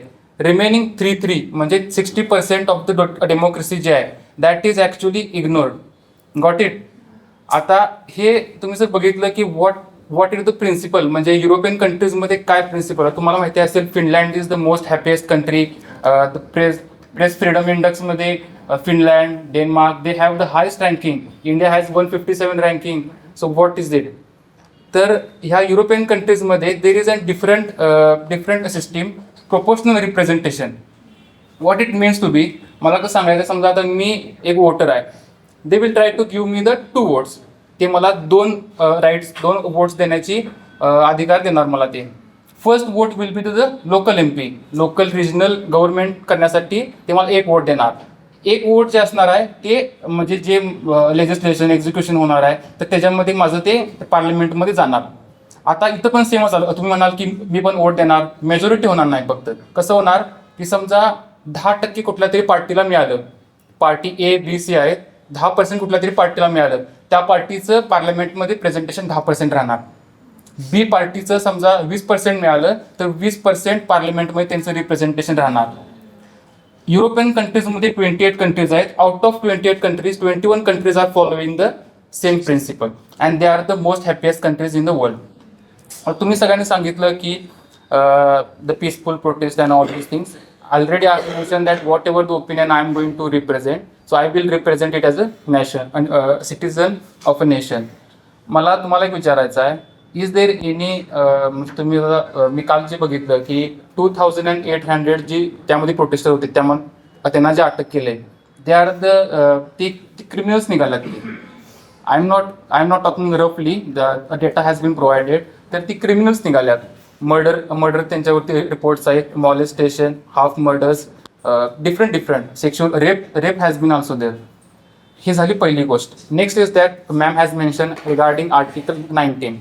Article 19 also gives us the right, if the assembly has happened, assembly झालेले आहे आणि असेंब्लीची ओव्हर कंट्रोल झाली म्हणजे ओव्हर पॉवर झाली, so Indian government also has a right to overcome it. हे झाली दुसरी गोष्ट. नेक्स्ट मला म्हणायचं आहे की if you are a protester, peaceful protest जर तुम्ही म्हणत असाल तर तुम्हाला हे पण जाणीव झाली पाहिजे की to which country we belong. आपल्याला काही रिच्युअल्स आहेत. We are not like other countries, we are not like USA, European countries. We have some, म्हणजे आपण कुठली पण गोष्ट तुम्ही जर हिस्ट्रीमध्ये जरी बघितलं, गांधींचं उदाहरण घ्या, कुणाचं तुम्ही उदाहरण घ्या की त्यांनी पीसफुल कुठली पण गोष्ट करायची प्रयत्न केल्या. आता इथं काय होत होतं की मला फक्त सांगा की उमर खलीफ आणि अफजल गुरु आर ते related with the NEET paper leaking. If you are calling India as a Bharat Mata, who is his father? These are the statements made by the protesters who were there at the Jantar Mantar. I am not saying that they are wrong, but the way they represented it, that was wrong. So हेच मला बोलायचं आहे की तुम्ही जर खरोखर representation आणि जर आपल्याला खरोखर जर आता माझ्याकडे म्हणजे सगळेजण बोलले की हा प्रॉब्लेम आहे तो प्रॉब्लेम आहे. I have 2 solutions. पहिलं सोल्युशन्स काय की टेम्पररी जर तुम्हाला शॉर्ट टर्म काहीतरी सोल्युशन पाहिजे असेल तर तुम्ही अकाउंटेबिलिटीसाठी काहीतरी बॉडी तयार केली पाहिजे. That body will be directly accountable to the people of India. आणि त्यांचा आता आपण बघितलं चीफ जस्टिस ऑफ इंडिया जे त्यांनी स्टेटमेंट पास केलं, तर आपल्याकडे इलेक्शन कमिशनर्स पण आहेत. बट आपल्याला वाटत नाही की they are free, they have some, त्यांच्यावरती पण जे पॉलिटिकल पार्टीज आहेत तर त्यांचा दबाव आहे. तुम्ही अशी कुठलीच आता मला वाटत नाही की कुठलीच आता इंडियामध्ये ऑर्गनायझेशन आहे की जी फ्रीली काम करते. एव्हरीवन कुठल्या ना कुठल्या पॉलिटिकल पार्टीज त्यांच्यावरती बायसनेस आहे. अशी कुठली तरी एक अकाउंटेबल पार्टी तयार झाली पाहिजे, डायरेक्टली पीपलला अकाउंट दिलं पाहिजे आणि म्हणजे अकाउंटेबिलिटी असली पाहिजे. दुसरी गोष्ट म्हणजे जर आपल्याला परमनंटली ही गोष्ट संपवायची असेल, as I mention earlier only, जे 60% जे लोक इग्नोर होत होते, तर आपल्याला प्रोपोर्शनल रिप्रेझेंटेशनची गोष्ट इंडियामध्ये लागू केली पाहिजे. तर ते आपण करू शकत नाही. आता ह्याच्यामध्ये पण पॉलिटिकल पार्टीचा समावेश होतोय की जी पॉलिटिकल पार्टी आता गव्हर्नमेंटमध्ये आहे, पॉवरमध्ये आहे. का रिझन कसं, जर तुम्हाला प्रोपोर्शनल रिप्रेझेंटेशन ही सिस्टीम इंडियामध्ये लागू करायची असेल तर तुम्हाला कॉन्स्टिट्यूशनमध्ये चेंज करावं लागते. कॉन्स्टिट्यूशनमध्ये चेंज करण्यासाठी तुम्हाला स्पेशल मेजॉरिटी लागते. What it means to be, you must have 2/3 of the majority of the parliament. म्हणजे प्रेझेंट आहेत त्यांचे 2/3 असं नाही, डायरेक्टली जेवढ्या सीट्स आहेत त्याचे 2/3 म्हणजे कोण, आता समजा बीजेपीचा पॉवरमध्ये आहे तर 2/3 म्हणजे बीजेपीकडेच गेले ना, हायेस्ट रँक त्यांच्याकडेच गेले. So they are actually taking the benefit of it. Political parties are taking the benefit of it. मी फक्त बीजेपी बद्दल बोलत नाही. It may be the Congress, whichever the and as my buddies mention that की ह्याच्या आधी पण paper फुटी झाल्यात, हे झाले, पण त्याला एक ट्रिगर पाहिजे होता आणि that we got it. Trigger मिळालं. असं पण म्हणत नाही की इथनं पुढं आपण असे प्रोटेस्ट नाही केले पाहिजे. काही प्रोटेस्ट, आता ही प्रोटेस्ट होतं डिजिटल प्रोटेस्ट होतं, म्हणजे ह्याला लीडर नसतो. लीडर होता, अभिजित दिपके होता, पण समजा आपण तिथं घेऊन गेलो डायरेक्टली असं, तर आपण डायरेक्टली अंदाज लावू शकत नाही की किती तीव्र होऊ शकेल, कारण बाहेरनं पण कोणतरी लोक येणार, त्यामध्ये मिक्स होणार, आपण त्याचा अंदाज लावू शकत नाही. आणि मी ते हे पण करत नाही की एकदम तुम्ही सॉफ्टच झालं पाहिजे तुमचं प्रोटेस्ट, पण जेवढं आपल्याकडनं सॉफ्ट होऊ शकते तेवढं आपण केलं पाहिजे आणि गव्हर्नमेंटला पण समजून घेतलं पाहिजे. That is my stance. Thank you. मला फक्त एक मांडायचं आहे. आता तूच क्लिअर केलास की मेजॉरिटी लोकांचं म्हणजे जे काय पॉलिटिकल होतंय, जे काय मतं मांडली जातात, म्हणजे 100 लोकांच्या मध्ये जर 70% ए गटाची माणसं आहेत, मी नाव घेत नाही, 70% ए गटाची माणसं आहेत, उरलेली 30% बी गटाची माणसं आहेत. तू म्हणतोस की 70% मेजॉरिटी आहे आणि त्यांच्यासाठी राजकारण होते. मग मला फक्त म्हणायचं आहे की 30% लोकांचं काय? हा बेसिक क्वेश्चन आहे. मग असं होतंय का की 70% लोकांसाठी आपण 30% लोकांच्यावरती अन्याय करतोय, तर हे पण चुकीचं आहे. मग हे कॉन्स्टिट्युशनल नाही आहे आणि हे राजकारण म्हणता येईल, ह्याला समाजकारण नाही म्हणता येईल. स्ट्रिक्टली समाजकारण होणारच नाही, हे राजकारण आहे कम्प्लिटली. मग हे राजकारण, मुळात राजकारण समजून घेताना आपल्याला हे समजून घ्यायला पाहिजे की समाजकारणापासून राजकारण फॉर्म झाले. जर नुसताच राजकारण आणि अर्थकारण होत असेल तर समाजकारण नाहीच राहिलेलं आहे. तर मग हे थोडंसं ह्याचा गोष्टीचा पण विचार केला पाहिजे. आणखीन एक गोष्ट मला सांगू वाटते की आता बरेचसे आपण मुद्दे मांडले, तर ह्याच्यामध्ये सोशल मीडियाचा रोल मेजर होता. सोशल मीडियाचा रोल ज्यावेळी येतोय त्यावेळी आपल्याला ए आणि बी दोन्ही गोष्टी मिळतात. म्हणजे असंही होऊ शकते की मी सोशल मीडियामध्ये काम करते, माझी एजन्सी आहे, त्यामुळे मला ह्या गोष्टी मला सांगू वाटतात की असंही होऊ शकते की प्रोटेस्ट चालू आहे आणि प्रोटेस्टमध्ये कॉन्ट्रीब्यूट करायचं आणि मी कॉन्ट्रीब्यूट केलंय हे मला सांगायचं आहे. आणि असंही होऊ शकते की मी प्रोटेस्टचा पार्ट आहे आणि मला लोकांचं अटेन्शन घ्यायचं आहे आणि म्हणून मी प्रोटेस्टमध्ये आलोय. ह्या दोन्ही गोष्टी असणारच आहेत. म्हणजे ही इंग यांग आहे कुठल्याही गोष्टीला, आणि एंटायरली ब्लॅक नाही आहे, व्हाईट नाही आहे. प्रोटेस्टचा मुद्दा चांगला होता. मुळात मुद्दा बघितला पाहिजे, कोण प्रोटेस्ट करते, कसं प्रोटेस्ट करते, कोणत्या वेनं ते टर्नआउट होते. हा मुळात आता सांगायचं झालं तर सीजेपी सांगायला गेलं तर सीजेपीची काही हिस्ट्री नाही आहे की त्यांनी 15 आंदोलनं केलेत, 16 आंदोलनं केलेत आणि त्यांचं बॅकग्राऊंड स्ट्रॉंग आहे, त्यांचं नेटवर्क स्ट्रॉंग आहे आणि या गोष्टी त्यांच्या स्ट्रक्चराइज्ड आहेत. मुळात त्यांची सुद्धा पहिलीच वेळ होती, त्यांना ह्यावेळी गोष्टी समजल्या असतील मे बी की हे असंही होऊ शकते, त्यांचा कंट्रोल नसेल ह्या गोष्टीवरती. आणि हे समजते आपल्याला की जर कंट्रोल नाही आहे तर ती ऑर्गनायझेशन नाही आहे. ही ऑर्गनायझेशन असती तर हा कंट्रोल नसता. हा पण एक मुद्दा मला जस्ट मांडायचा आहे. आता जी आंदोलनं, या आंदोलनाच्या निमित्तानं सांगितलंच पाहिजे की कोल्हापुरात आंदोलन नवीन आहे का किंवा कोल्हापूरला चळवळ नवी आहे का? ही शहर चळवळ करणाऱ्यांचं आणि लढणाऱ्यांचं. अगदी म्हणजे स्वतःच्या घरातला जरी कोण त्यात हे असला आरोपी तरी त्याला कधी पाठीशी घालत नाही. पण मध्यंतरी या चळवळीकडे बघायचा लोकांचा दृष्टिकोन काही ठराविक मंडळींनी बिघडवला. म्हणजे आम्ही नावंही त्याची सांगू शकतो अशा पद्धतीचं आहे. कुठली चळवळ सुरू झाली, दसरा चौकापर्यंत आली, आपोआप कशी थांबली, परत कशी गेली, त्या काही मंडळींनी चळवळीकडे बघाय. खरे चळवळी करणारे म्हणजे मनापासून विचारानं पक्के असलेले खरी चळवळ करणारी माणसं यात बदनाम झाली. त्यांना काय सोयरसुतकच नाही आपण बदनाम झालो आहे किंवा काय झालो. त्यामुळं कोल्हापुरात बघा कुठल्याही चळवळीला माणसंच मिळत नव्हती. मिळायची माणसं आपण 10 जण हे सगळं जायचं, कुठलंही आपण घ्यायचो. म्हणजे अगदी अणुऊर्जेपासून आंबाघाटाच्या दुरुस्तीपर्यंत आपणच असायचो. आणि त्यांनी सगळी खूप मोठं कोल्हापूरचं नुकसान केलं. पण मी ह्याच्याकडं अशा अर्थानं बघतो, नेता जरी नसला आणि तुम्ही म्हणताय तसं मुद्दा जर असेल ठाम, तर सगळे आता यात नसतील वेगवेगळे. आता यांनी सांगितलं माझं थोडं वेगळं आहे, तरी आपण सगळे एकमेकाचं छानपैकी आहे. चांगला एक सुरुवात एक चांगली या निमित्तानं खूप चांगली झालेली आहे. नमस्कार, मी चिन्मय बोकील. मी 2023 साली DRK कॉलेजमधून MBA केलं आणि सध्या मी MNC कंपनीमध्ये जॉबला आहे. मी 2021 साली CET दिली. तर जसं आत्ता दादा म्हणाले की जे हे आंदोलन झालं त्या आंदोलनामध्ये काही क्रिमिनल्स आहेत किंवा काही आहेत, पण या आंदोलनाचा मूळ उद्देश काय होता ह्याच्याकडे आपल्या दुर्लक्ष करून चालणार नाही. जे पेपर फुटीचं प्रकरण झालं त्याच्यामध्ये संधीचं सोनं करणारी बरीच लोक आपल्याकडे असतात. मग त्याच्यामध्ये काही राजकारणी असतील किंवा त्याच्यामध्ये बाकी काही क्रिमिनल्स असतील किंवा बाकीचे काही समाजातले आणखीन काही स्तर असतील. पण ह्याच्यामध्ये मूळ उद्देश हा होता की पेपर जो फुटला ह्याला एक युथ न मिळून त्याला विरोध केला. तर या युथमध्ये जसा मगाशी कोणीतरी मुद्दा उपस्थित केला की हे चळवळ फक्त जंतर मंतर पुरतं नंतर मर्यादित राहिलेलं नाही. ते पुण्यामध्येही झालं, ते मुंबईमध्येही झालं. आपल्या राज्यापुरतं आपण बोलायचं झालं तर बऱ्याचशाच मोठ्या सिटीमधनं त्याला पाठिंबासुद्धा मिळाला. तर ह्याच्यामध्ये मला असं वाटतं की ह्याच्यामध्ये जेवढी युथ पिढी इन्व्हॉल्व आहे तेवढीच त्यांचे पॅरेंट्ससुद्धा इन्व्हॉल्व आहेत. मग अशा आपल्यापैकी कोणीतरी बोललं तर हे आंदोलन एका पिढीचं नसून 2 पिढ्या ह्या आंदोलनामध्ये इन्व्हॉल्व झाल्या होत्या. म्हणजे जसं आता कैवल्य दादा म्हणाले की मार्केटिंगसाठी जेन्झी हे नाव दिलं, पण ॲक्च्युली ह्याचा इफेक्ट हा 2-3 पिढ्यांवर झालेला आहे. कारण जर आपण एखाद्या लहान मुलाला जरी विचारलं की तुला काय व्हायचं आहे मोठं जाऊन, तर तो सहज बोलता म्हणतो की मला डॉक्टर व्हायचं आहे, मला इंजिनियर व्हायचं आहे.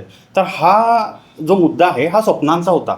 त्यांच्यासाठी ते इमोशन्स कुठेतरी जोडले होते आणि ज्यावेळेस मी कॅट दिली त्यावेळेस मला माहिती आहे की माझा ज्यावेळेस इंजिनिअरिंगसुद्धाची मी जेई दिली होती, पण माझं जेईला रँकिंग लागलं नसल्यामुळे मी नेक्स्ट इयरला कॅट दिली. सो एखादा रँक जाणं हे काय असतं हे ज्यानं रिअलाईज केलेलं आहे, अनुभवलेलं आहे.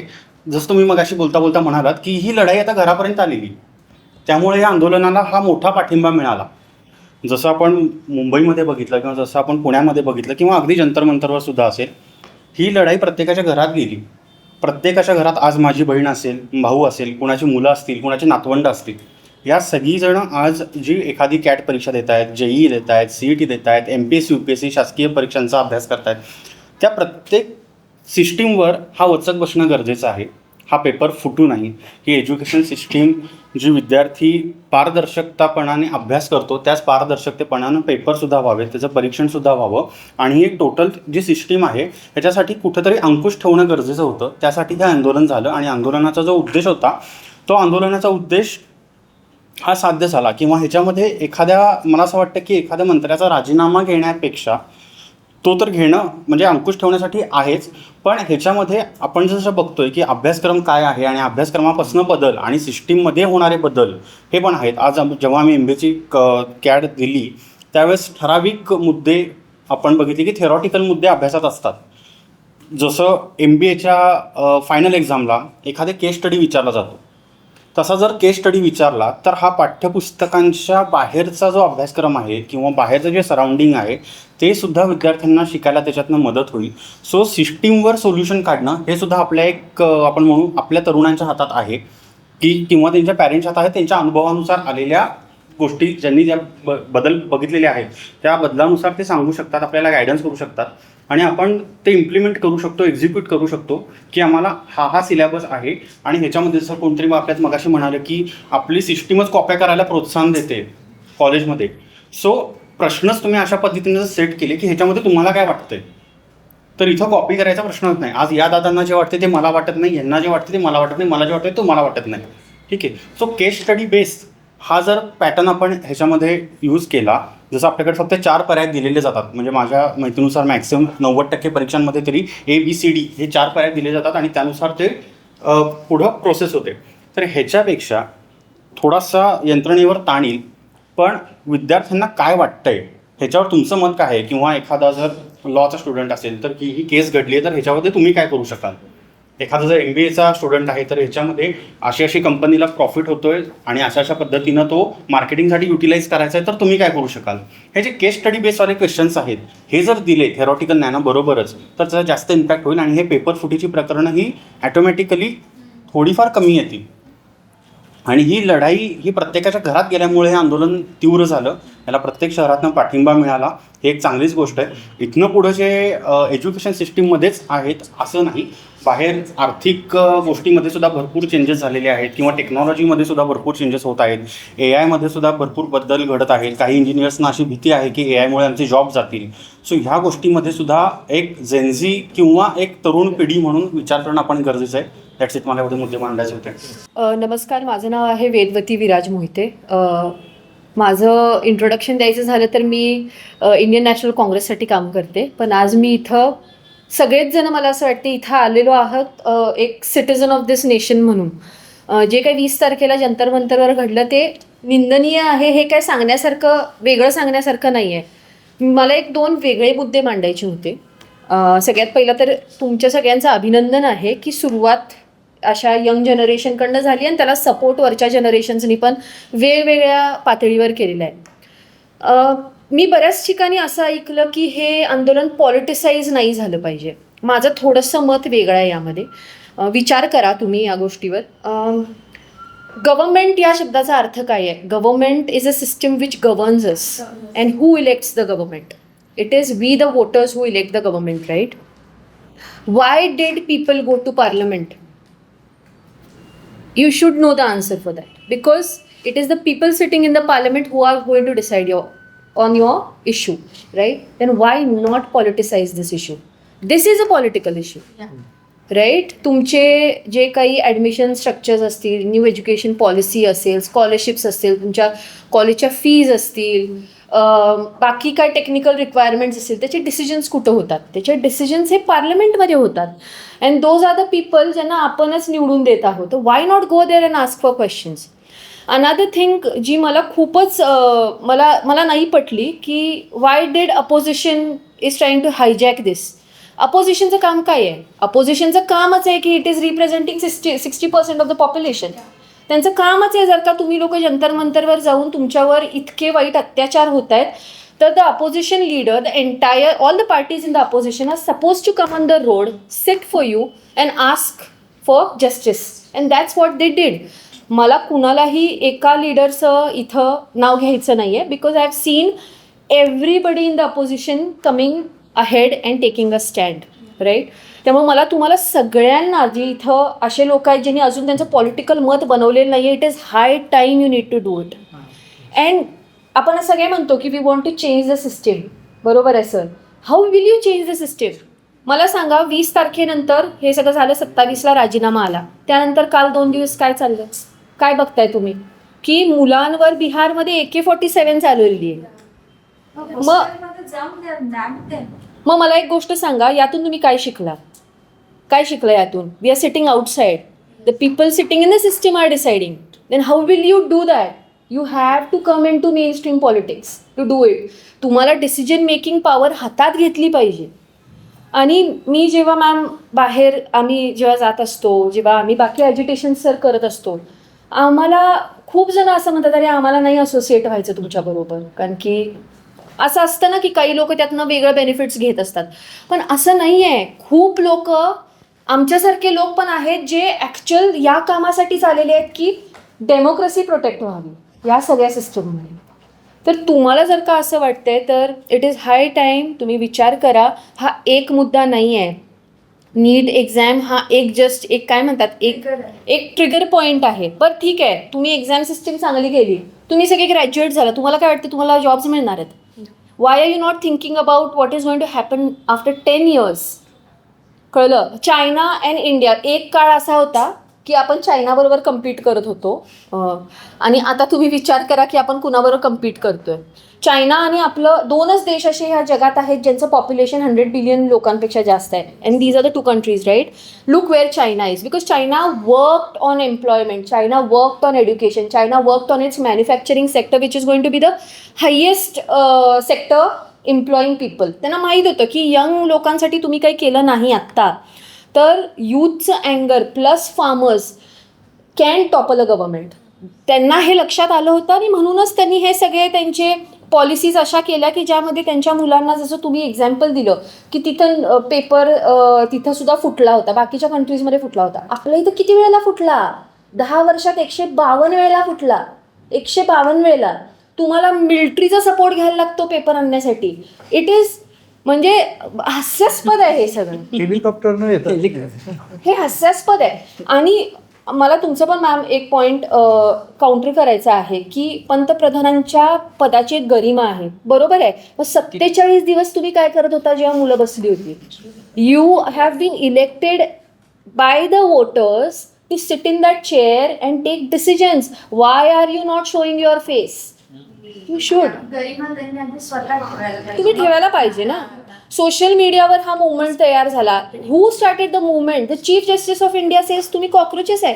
फक्त कॉक्रोचेस नाही, व्हॉट डिड ही से? तुम्ही पूर्ण सगळं ऐकलं असेल तुम्ही.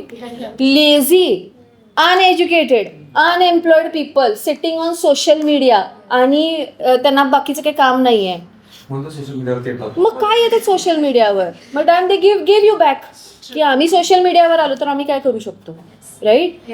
I am not a Gen Z, कळलं? पण माझी मुली पण, मला मुली आहेत, त्या बघत होत्या ते रील्स जेव्हा मारत होते. ते 12-13 वर्षाचे आहेत. ते म्हणजे मम्मा हे असं मारतात पोलीस. मग तुम्ही विचार करा की अशा मुलांना जर का आत्तापासून ही भीती असेल. CRPF, rapid action force, RAF, who are they reporting to? They are reporting to the home ministry. Who is heading the home ministry? Why is he not coming? ते येतच नाही आहेत पार्लमेंटमध्ये. What the nonsense is this? Parliament कशासाठी? Sessions कशासाठी चालतात?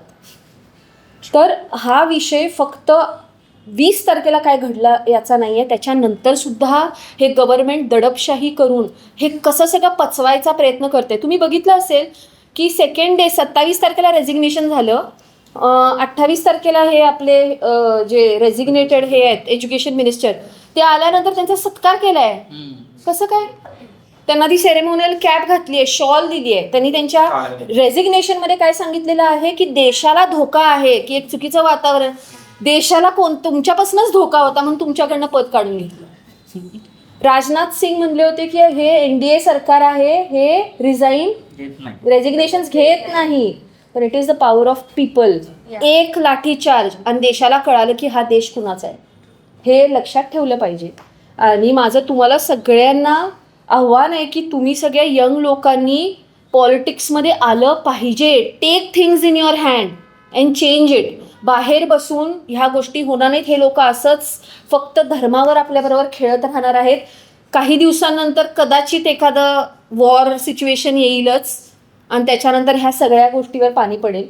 ती गोष्ट जर का आपल्याला नाही घडू द्यायची असेल तर आपल्याला विचार करून आत्तापासूनच, जसं हे एकत्र येऊन आंदोलन केलं, जसं तुमच्यापैकी मुलींनी सांगितलं की तिथं मुलींना काहीच प्रॉब्लेम, एक रेपचं काही घटना घडलेली नाही, एक अतिप्रसंगाची घटना घडलेली नाही, मारामाऱ्या झाल्या नाहीत, कोण कुणाला हिंदू मुस्लिम म्हणलं नाही.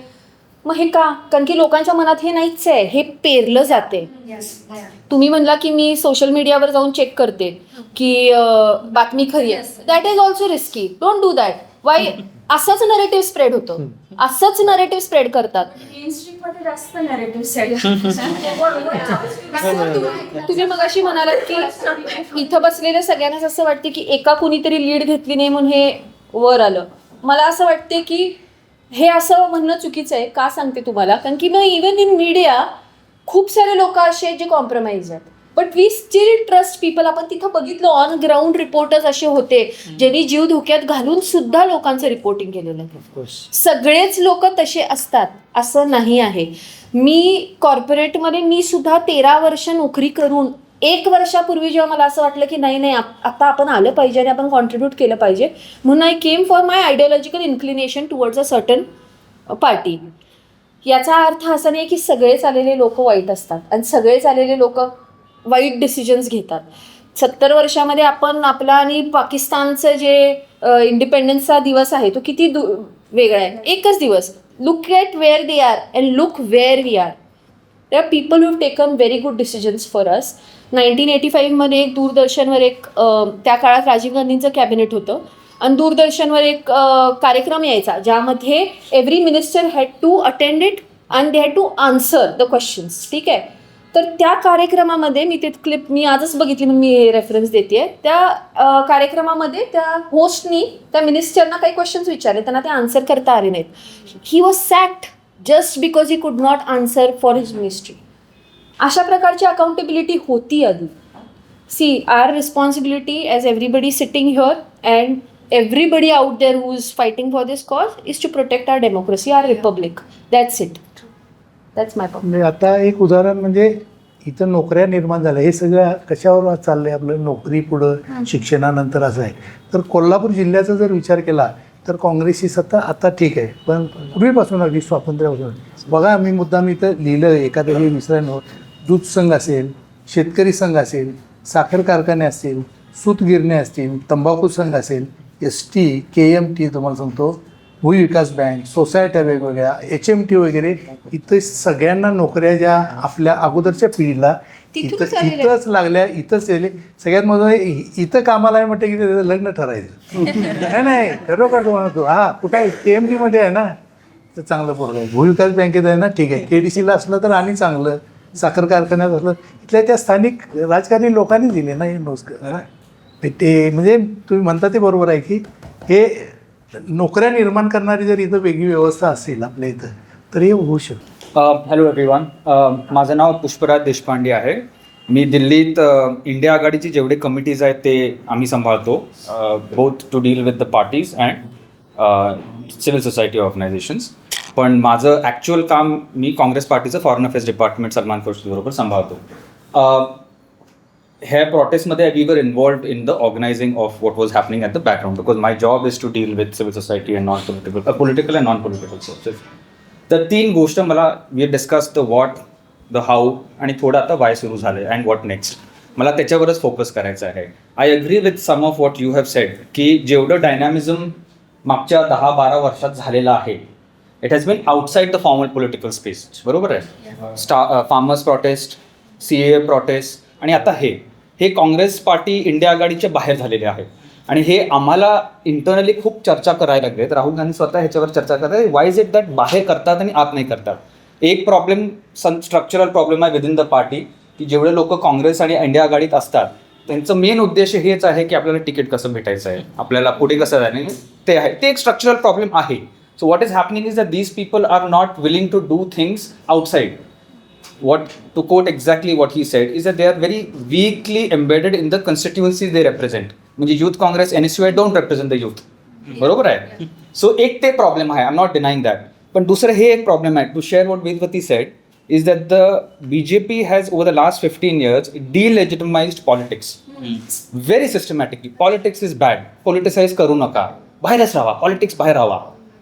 त्यांनी आत्तापर्यंत कुठल्याही युनिव्हर्सिटीजमध्ये इलेक्शन्स होऊ दिले नाही आहे, student election. They have removed it because these were the crucibles where your political thinking is formed. ते त्यांनी खतम केलेलं आहे. तुम्ही ते आय थिंक मनमोहन सिंगचं ते उदाहरण दिलं.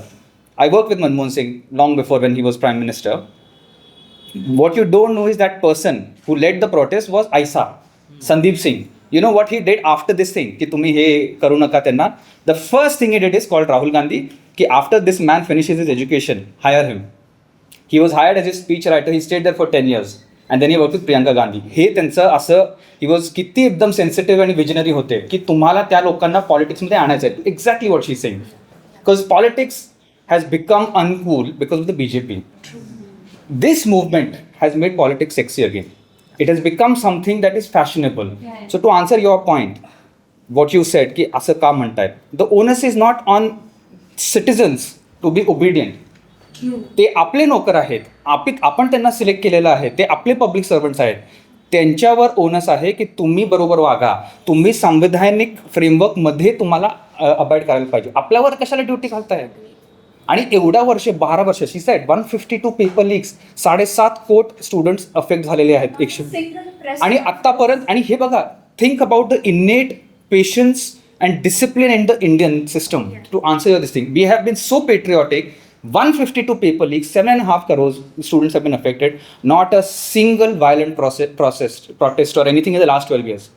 This is the first time when water डोक्याच्या वरनं गेलंय तेव्हा बाहेर आले, आणि तरी पण it was constitutional framework. You have to appreciate the Indianness. आणि किती आपण सिव्हिलायझेशनल आपलं ते आहे, धैर्य आणि पेशन्स आहे, ते आपल्यावर आहे, त्यांची काही ह्याच्यात नाही आहे. First thing is this. Now the second thing is understand what the BJP is doing now. Reservations काढा, हे सगळं रिझर्वेशन्स. हिंदू मुस्लिम ह्या लोकांनी आपल्याबरोबर पंतप्रधानांना किती गाळ्या दिलेत, चुकीचं आहे. They are trying to delegitimise this energy, distract. आणि त्यांच्या कॅबिनेटच्या मीटिंगमध्ये, first cabinet meeting is not about the fact that तुम्ही स्ट्रक्चरल रिफॉर्म्स काय काय पाहिजे. तुम्ही बघा, न्यूज जाऊन बघा. What is the prime minister say, go on Instagram, start talking to the children. ते तुमचं, it is a systematic process. ह्याला इन्फॉर्मेशन वॉरफेअर म्हणतात. That is what they have unleashed on you नाव.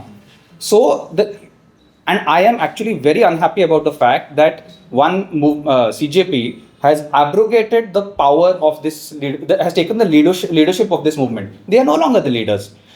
राहुल गांधी नाही आहे, CJP नाही आहे, आम आदमी पार्टी, काँग्रेस पार्टी, कोणाचंच नाही आहे आता. हे this is bigger than all of us. It is each one of us are the leaders of this movement.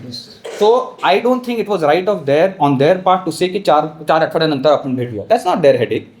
त्यांनी आपलं नेतृत्व केलंय का, आपण त्यांना नियुक्त केलंय का, नाही.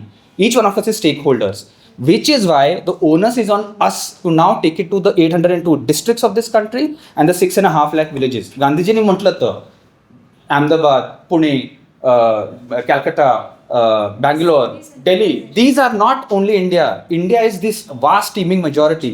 फक्त कोल्हापुरात शहरात करायचंच गरज नाही आता. राधानगरी, शिरोळ, चंदगड, सगळीकडे आपल्याला एक चळवळ करायला लागेल. त्याच्यासाठी आपल्याला, we have to understand that because we are civil society, we have some limitations. आपल्याकडे पैसा नसतो, we are not organise, we are not discipline, आणि मोस्ट इम्पॉर्टंटली आपल्याकडे ते ऑर्गनायझेशन रिच नाही आहे. आणि तुम्हाला एक गोष्ट सांगतो, हे आता फेब्रुवारीमध्ये इलेक्शन्स होणार भाजपचे, म्हणजे सगळ्यांचे, Uttarakhand, Uttar Pradesh, Manipur, Goa and Punjab. If the BJP wins them, you know what they will say, Janardan आमच्याकडे आहे, this issues were very relevant. ते म्हणणार हे सगळे लोक फालतू लोक आहेत. आणि आत्ताच ते म्हणायला लागले तुम्ही टेररिस्ट आहात. कोणी आहे का इकडे terrorist? They are all saying that.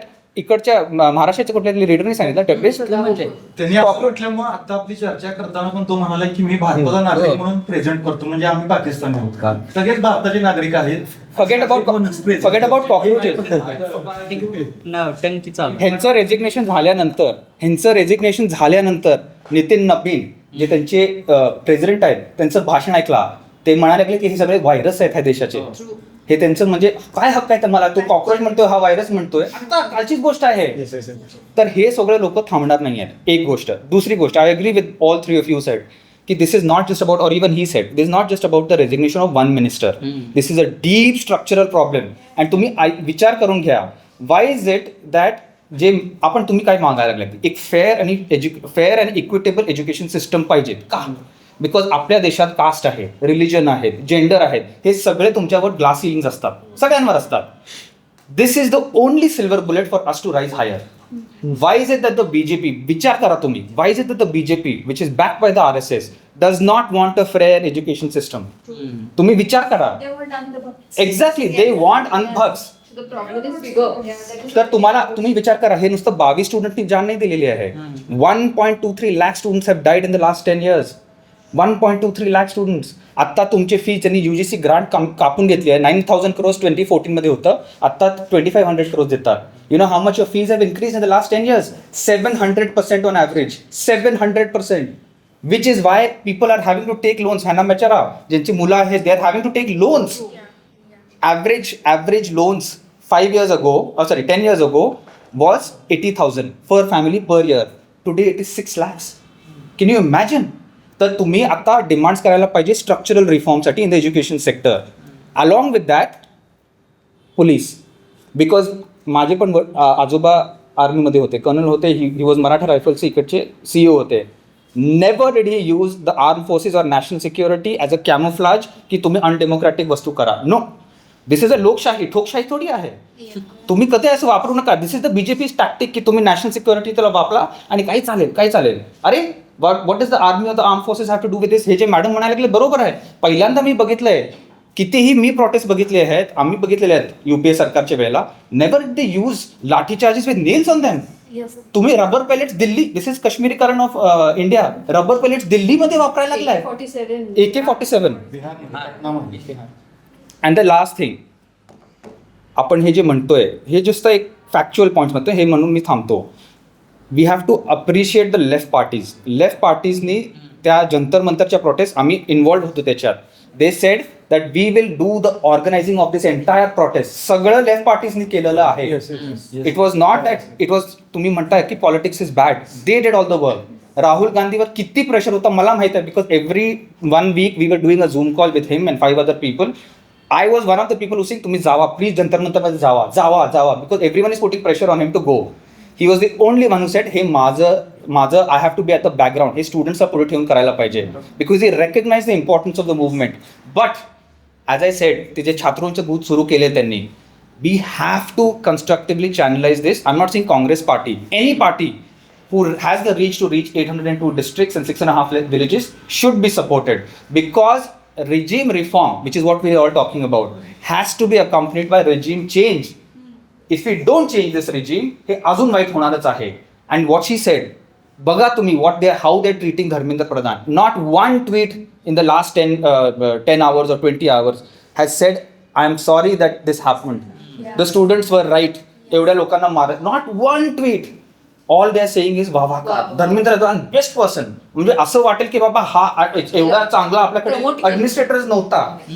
So this is very wrong. We all have to be very cognizant of this. And what she said, I share that sentiment.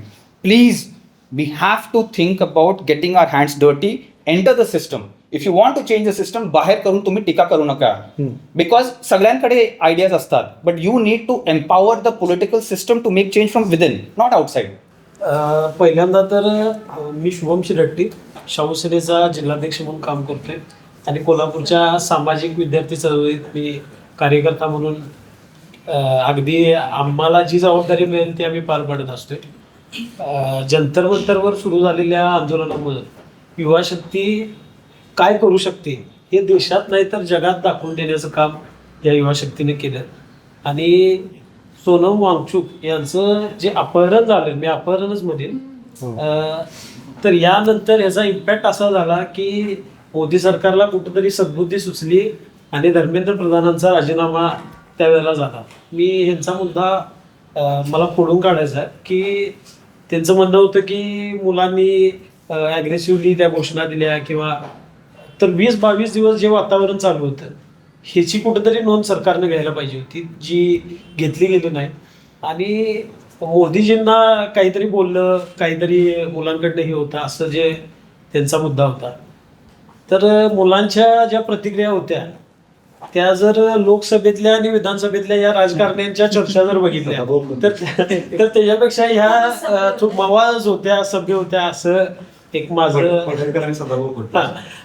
निरीक्षण आहे. आणि धर्मेंद्र प्रधानांच्या राजीनाम्यानंतर या शिक्षण व्यवस्थेतील सगळे प्रश्न सुटतील काय, तर याचं उत्तर नाही असंच मला वाटतंय. कारण अजून बऱ्याच प्रश्नांवर काम बाकी आहे.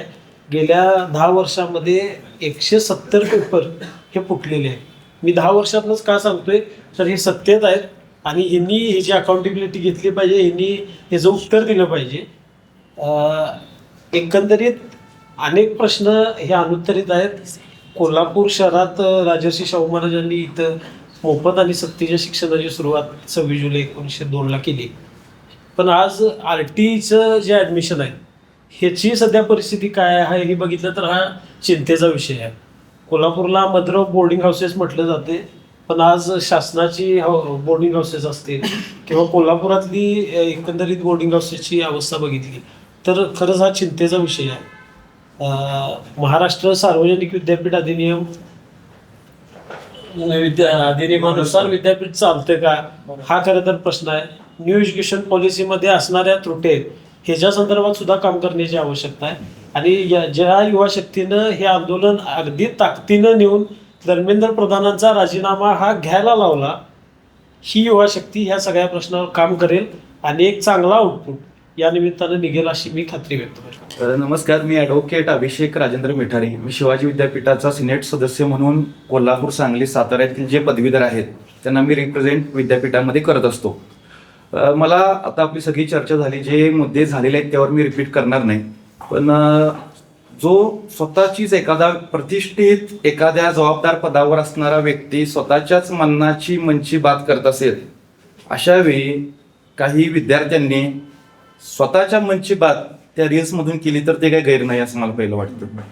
आणि ज्यावेळेला आपण भारताचा नागरिक स्वतःला म्हणवतो किंवा त्याला रिप्रेझेंट आपण आहोत असं म्हणतो, त्यावेळेला जे भारताचं संविधान आहे आणि त्या संविधानाची जी मूल्ये आहेत, स्वातंत्र्य, समता, बंधुता, लोकशाही, या मूल्यांचा सुद्धा आपण प्रतिनिधित्व करत असतो. आणि ते प्रतिनिधित्व आपल्या वर्तणुकीतून, बोलण्यातून, वागण्यातून, याच्यातून दिसलं पाहिजे असं माझं मत आहे. नीटच्या अनुषंगानं मला 1-2 गोष्टी ज्या चर्चा झाल्या नाहीत ते मांडायचं आहे की भारतीय संविधानाच्या समवर्ती सूचीमध्ये म्हणजे राज्य आणि युनियन, स्टेट आणि युनियनच्या दोन्ही लिस्टमध्ये एज्युकेशन असतं. एज्युकेशन फक्त काही युनियनकडं नाही आहे, पण स्टँडर्ड्स त्याचे ठरवण्यासाठी, त्याच्या स्टँडर्ड्स प्रोसेस ठरवण्यासाठी युनियन लिस्टमध्ये एंट्री नंबर 66 आहे. आणि एंट्री नंबर 66 प्रमाणे नीटची रचना केलेली आहे की जरी शिक्षण राज्य आणि केंद्राचा जरी भाग असला आणि ते ॲडमिनिस्ट्रेट करत असले तरी सुद्धा त्याचं जे स्टँडर्ड राहिलं पाहिजे आणि त्याचं स्टँडर्ड ॲडमिनिस्ट्रेशनमध्ये पण राहिलं पाहिजे, त्या अनुषंगाने नीट आहे.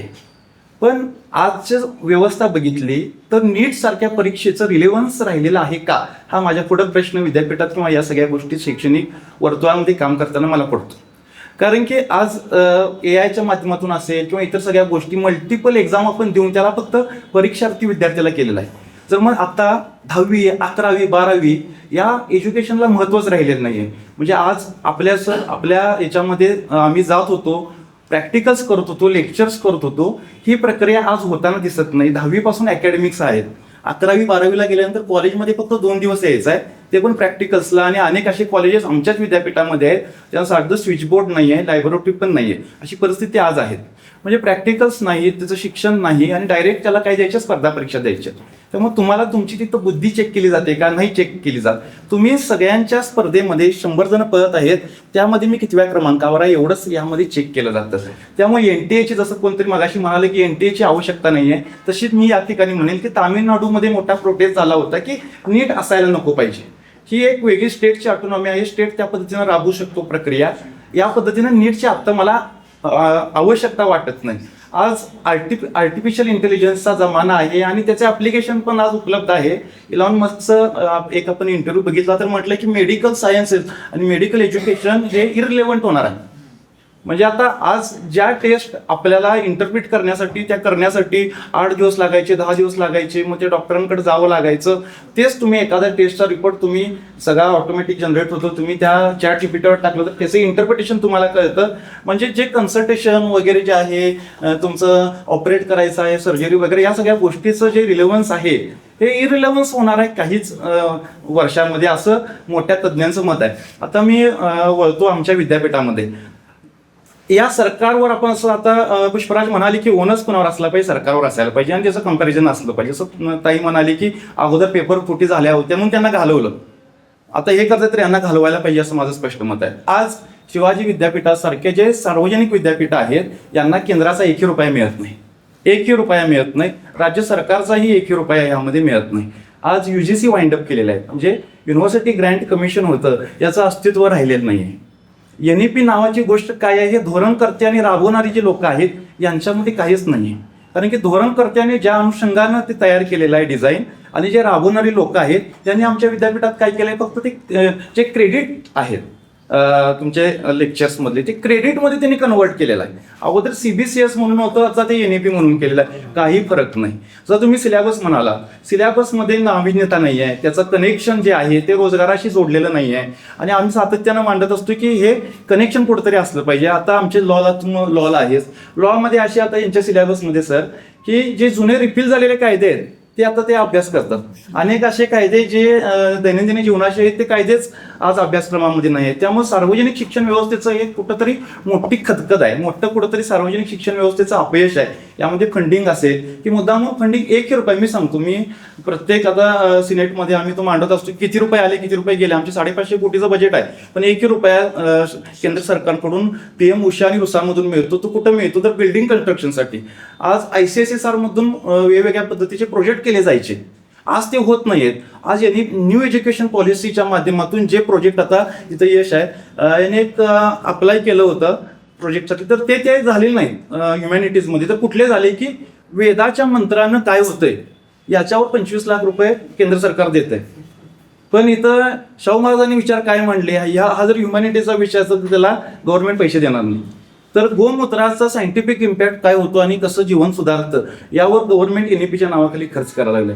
त्यामुळं शासनाला जाणीवपूर्वक सार्वजनिक व्यवस्था सगळी बात करून टाकायची. आज आमच्या शिवाजी विद्यापीठामध्ये अगोदर आपण हे बहुजनांचं विद्यापीठ म्हणत होतो, हे सर्वसामान्य लोकांचं विद्यापीठ म्हणत होतो, हे आज ज्यांना कुठंच ऍडमिशन मिळत नाही त्यांचं हे विद्यापीठ बनलेलं आहे. त्यामुळे अनेकांची मुलं ज्यांच्याकडे पैसा आहे, व्हाईट कॉलर्स आहेत आणि जे IT मध्ये आहेत किंवा जे चांगल्या स्थिर आहेत त्यांची मुलं आज बाहेर जातात सर, फॉरेनमध्ये जातात.